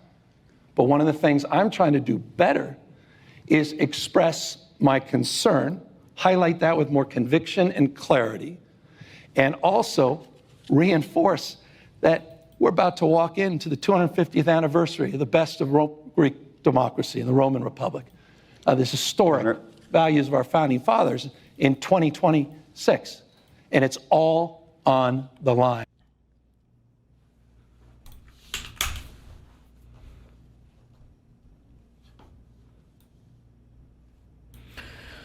The Signalgate IG report is officially out. It's incredibly damning for Hegseth. You have 1 minute. Read the section on page 25. The Secretary sent information identifying the quantity and strike times of manned U.S. aircraft over hostile territory over an unapproved, unsecured network approximately 2 to 4 hours before the execution of those strikes. Although the Secretary wrote in his July 25th statement to the DoD OIG that there were no details that would endanger our troops with the mission, if this information fell in the hands of U.S. adversaries, Houthi forces might have been able to counter U.S. forces or reposition personnel and assets to avoid planned U.S. strikes. Even though these events did not ultimately occur, the Secretary's actions created a risk to operational security that could have resulted in failed U.S. mission objectives and potential harm to U.S. pilots. Could you, I don't know like how common this would be, but could you imagine like, maybe you think like, well, there's no way they could intercept U.S. planes, which I'm not even sure if the Houthis could or couldn't with the technology they have, but imagine they know what's going to be hit, what target's going to be struck. Imagine if they like find a way to smuggle like 30 civilians into one of these areas. And now the U.S. goes from a flawless strike on, you know, missile platforms to an attack that ends up killing 30 Yemeni civilians because of this like, or...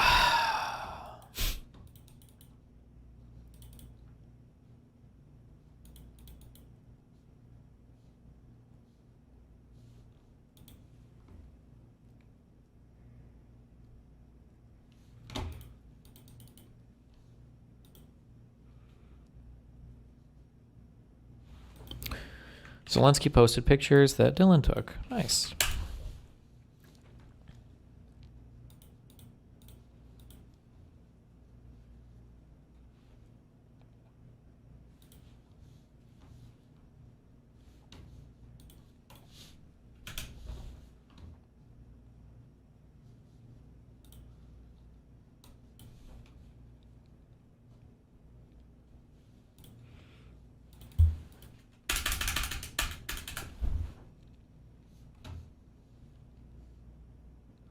Do you see that the misfit patriot suicide brother was found guilty of trafficking fentanyl? Yeah.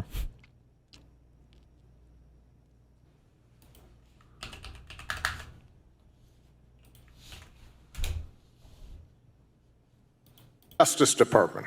Eric Holder was my attorney general. I never spoke to him about any active case because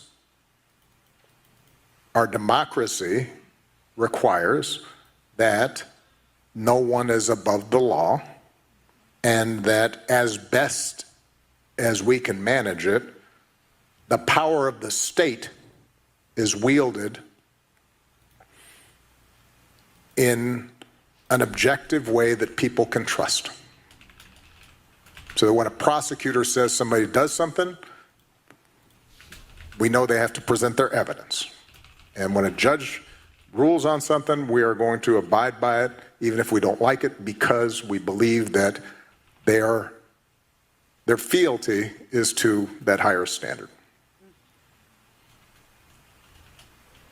And so there are norms like that that have been eroded, actively undermined in some cases, that I believe are a problem.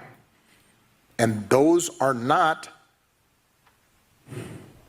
those norms, those rules, and those values are not Republican or Democratic. They are American. Wrong. I'm gonna get a Red Bull. Fuck. Do you remember? Sorry. I see Obama. Somebody said before that if Trump runs for a third term, if they legalize it, they should make it like Obama showed again. Does anybody remember? What was this? It wasn't an executive order, right? When they proposed making it so that Trump could run for a third term, I remember this. The way they were going to phrase it was only people who had served 2 consecutive terms were banned from running for president again. So it would block Obama, but would allow Trump to do it since he lost in 2020. Oh my God. So cringe.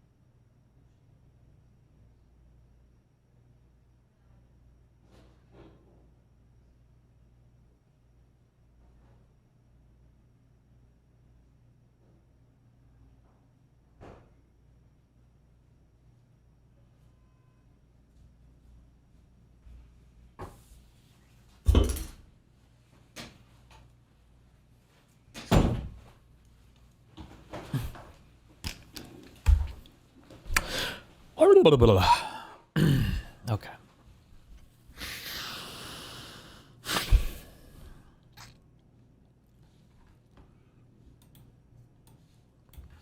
Life. The fuck is this? Back in my great state of California, my very own governor, Gavin Newsom, has vetoed our menopause bill, not 1, but 2 years in a row. But that's okay, because he's not going to be governor forever. And with the way he's overlooked women, half the population, by devaluing us in midlife, he probably should not be our next president either. Just saying. Back in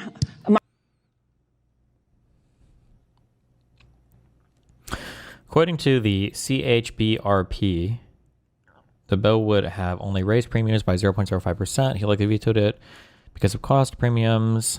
Not because of cost premiums, but because the bill would have restricted insurers from blocking care with prior authorizations. Okay, I don't even know what that means, but okay, thank you.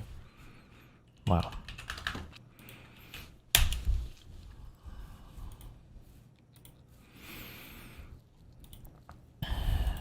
My coworkers are all in on the Charlie Kirk conspiracies. If the Republicans lose in the midterms, I believe that Candace Owens is wholly responsible. Oh, yeah? She is one of the biggest podcasts on the right, doing everything to go to war with the organization that helped get Trump elected. Turning Point specifically was going out and registering people to vote.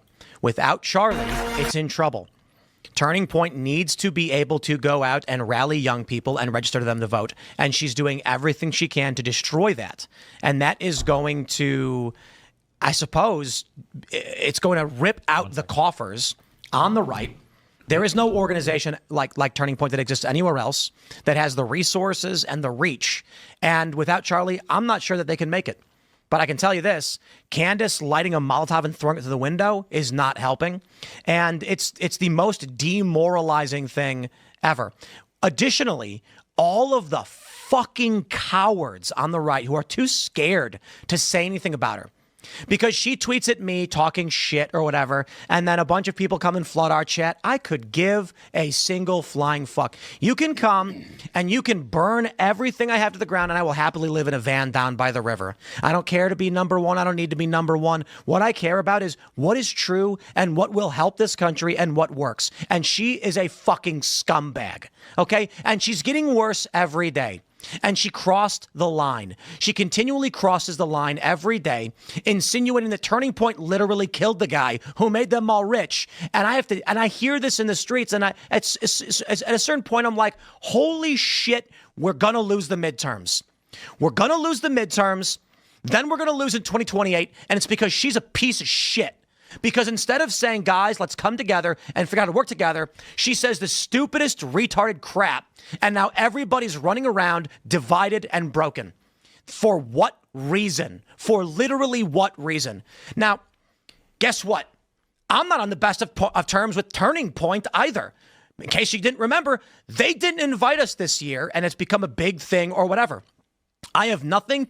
I can say I know what they are. I know what they do, and I'm glad they do it. And if we don't get along, so be it. I don't know that they make it without Charlie, whatever. But what is the purpose of intentionally fanning the flames for 3 endless months of just nonstop retard shit, Candace?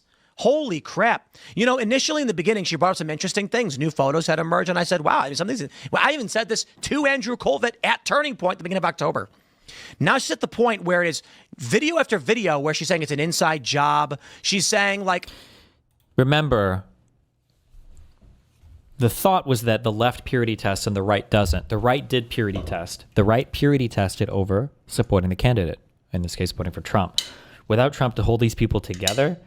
As I've said for the past couple of years, right, when Trump is gone, shit is going to come flying apart because everybody's like desperately looking for their new leader. And a lot of people fancy themselves as that. Fuentes is kind of sort of vying for it. Candace has her huge podcast thing on the side. The comedian guys are too much of a loser to take a strong position on anything. It won't be them, I don't think. But Joe Rogan's not running for president. God forbid, don't let me speak that into existence. Holy shit. Yeah, it's not going to be Vance or any of these techno, crypto, finance fucking losers. Marjorie Taylor Greene is off to the side doing her thing. Who knows where that's going to go, but... There's a video of the dude, Mikey McCoy, grabbing his phone and making a phone call, and she's acting like that's weird.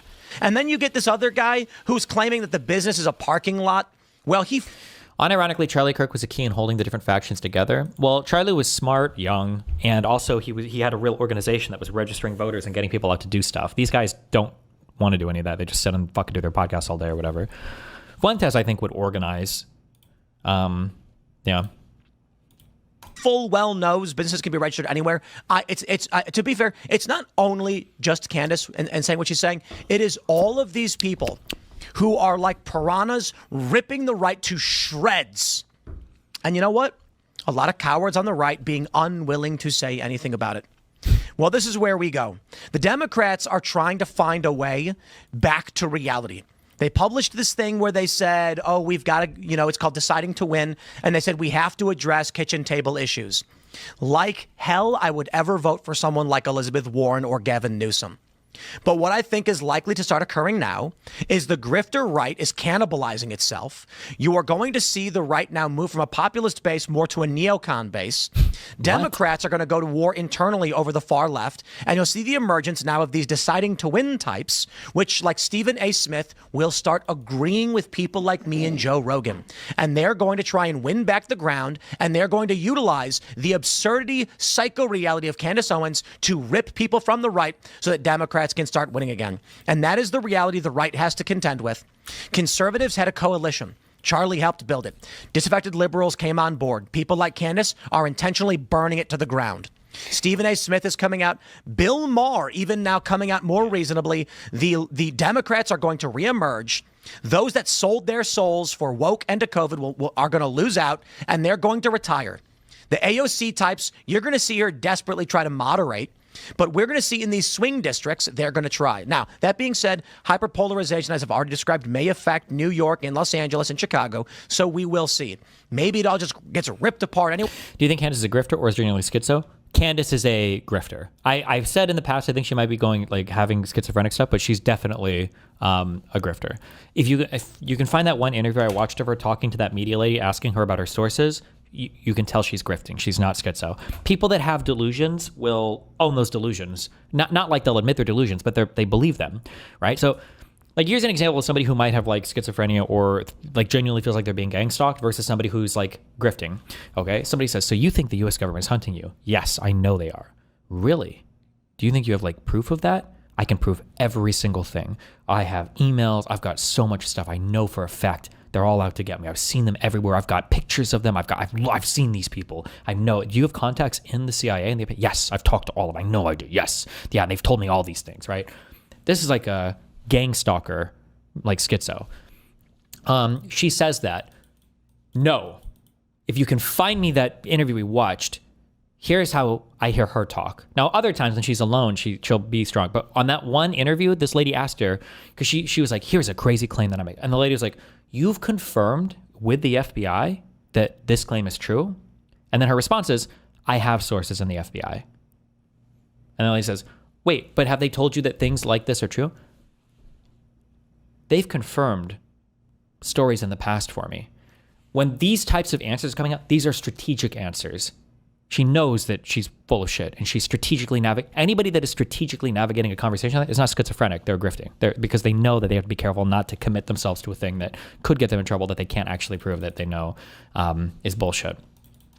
On her solo stuff, she will be more schizo. Like on her program, she'll just outright lie and say she has contacts in the FBI that are confirming shit. But in that interview with that lady, I don't know, again, if somebody can find the interview. On the interview with the lady, she was way too strategic with her conversation for me to believe that she was genuinely delusional. Anyway, and you end up with 15 different factions all fighting. Are her numbers inflated on YouTube? She's getting 150K easy per stream. I wouldn't trust any live stream numbers. And conservatives bought all their shit. So many people online bought their shit. It's so boring. It's stupid. But Candace, I think Candace was able to capture a lot of people, or does. At least at one point in time, she talked a lot about some hugely exploding pop culture things. She might still do pop culture things, but like she was big on the Diddy stuff when that was happening. There was at least one other case. But like she talks like pop culture stuff, and that's a good way to draw on a lot of, especially women. Just kidding. Well, maybe, I don't know actually, but.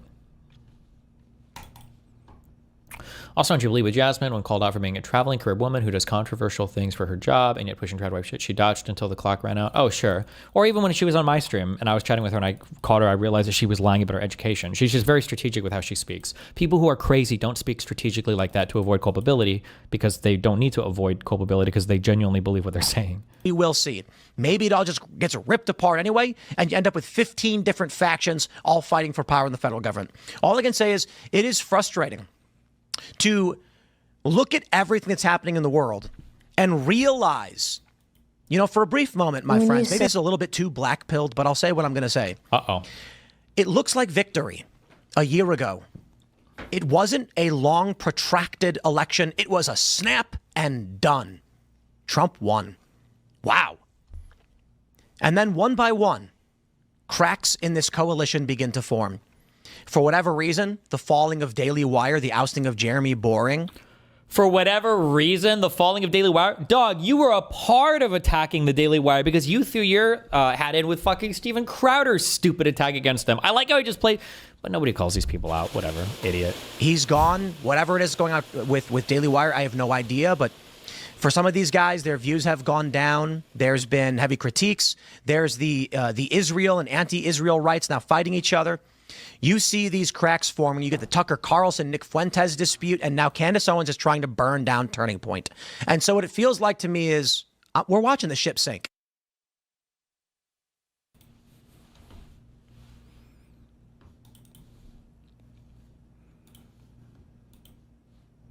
Do you think Candace is doing a good thing in dividing the right? I mean, I guess they're all dividing everything, right? When you say you believe that Charlie Kirk was betrayed by someone close to him, what do you mean? I think that in the coming weeks, there's going to be a lot of financial reports that are coming out. And I, first and foremost, do not believe that Tyler Robinson killed Charlie Kirk. I want to be very clear on that. Whether he was involved, I think the answer is yes. I think that's obvious. And your basis for saying he didn't act alone? is what? I don't know, maybe the weird Fed messages that were concocted out of thin air that had no timestamp and were written like they were speaking in 1822, among other things. Their lack of an ability to answer any basic questions about what took place. But do you have any proof that the messages were made up? Because that would be easily proven. Yeah, but they didn't put timestamps on them, and Discord came out and said they didn't exist. This was supposedly text messages, not Discord messages. It's my understanding from the indictment. I actually did not read that they were text messages. The indictment calls them text messages. What would it be like the feds are like on a computer typing it out back and forth? That's exactly what it is. The feds made up the text messages. But you don't have anyone from like the FBI telling you that, or law I have enforcement? leaks.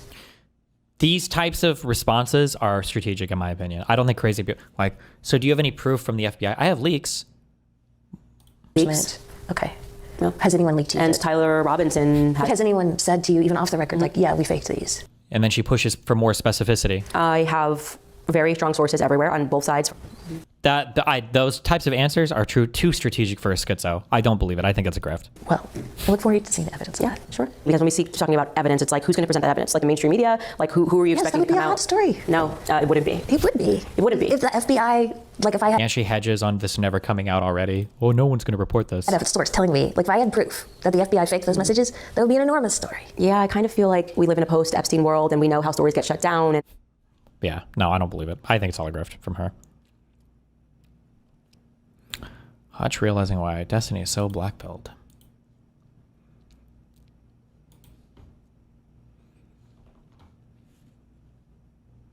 Timestamp 004958.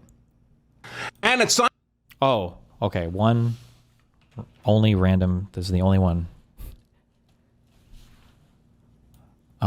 Tech thing.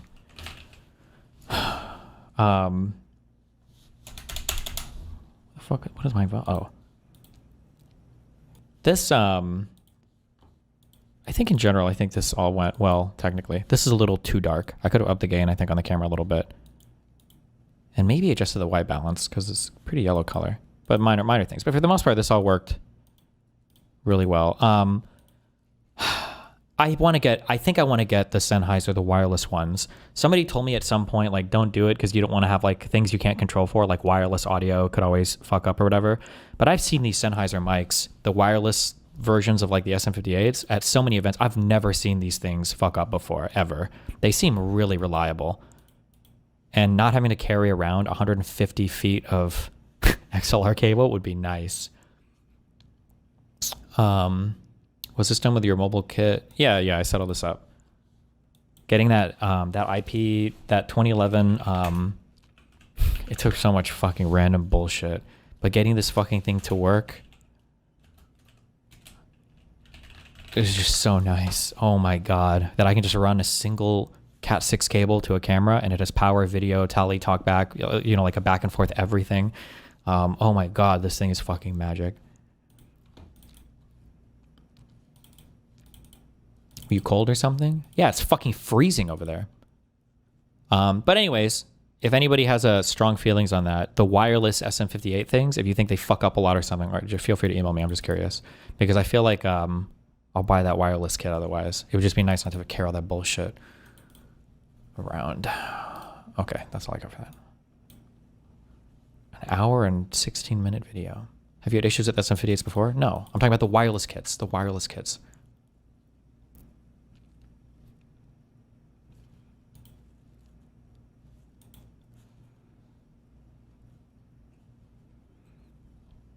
Hassan and Jake Chinatown making veiled threats to Destiny, Asmongold, and Dan Saltman. And Destiny, That's and me. Asmongold, and Dan Saltman, whose addresses are all readily available in the same exact websites and platforms that they rely on, that their fan bases go to find my address, to harass me. Okay? Has anybody even harassed him at his address? Also, you literally were reading from my KF thread. I also love all these YouTube commentary losers and fucking Hassan. Everybody else is too pussy to mention the fucking website. Just say it. Say fucking Kiwi Farms, you fucking loser. But I like how this guy was literally straight reading posts from my thread on his stream. And now he's like, oh, you guys.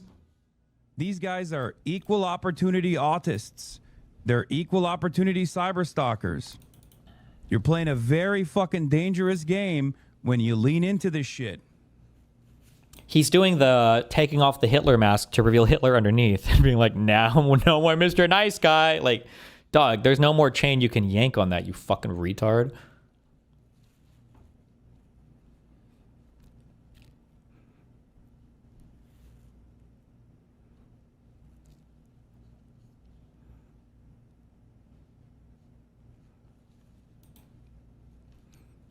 Did you see Hutch complaining about DGG?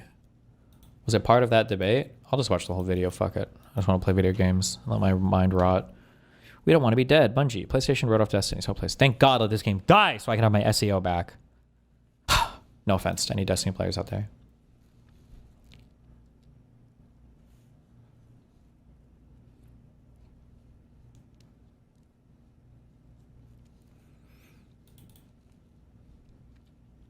They're making a third one? Shut the fuck up. Are you going to give your thoughts on that Tilly debate? Oh yeah, I had to go to sleep. It was pretty fucked. I think her having the internet issues or whatever, like obfuscated or not obfuscated. They made things even more difficult just because it was hard for any back and forth. I think that one issue that she has, I don't know a lot of her stuff because I've only ever seen her do that Charlie Kirk debate, but she's like very academically brained. And I think when debating like normies, I think you have to take that way, way, way down. Like after that guy's first or second response, I think I realized I was like, wait, hold on. These conversations are happening at way different levels. And I think she needed to do a much different job at like making this conversation more accessible to him. Otherwise it kind of like loops a lot, I think. Yeah.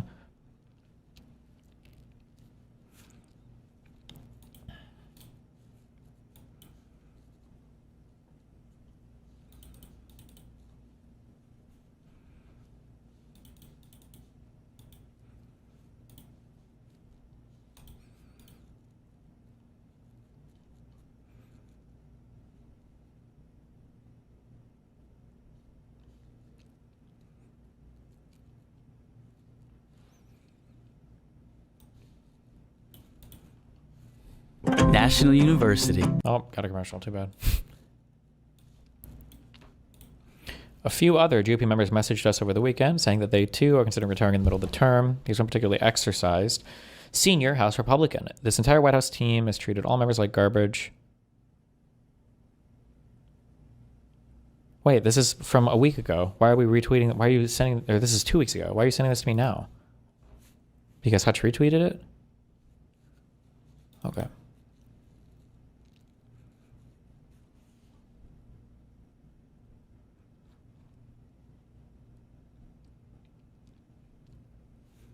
It was funny for his dialogue tree. He really needed her to say that morality was subjective, LeMayo.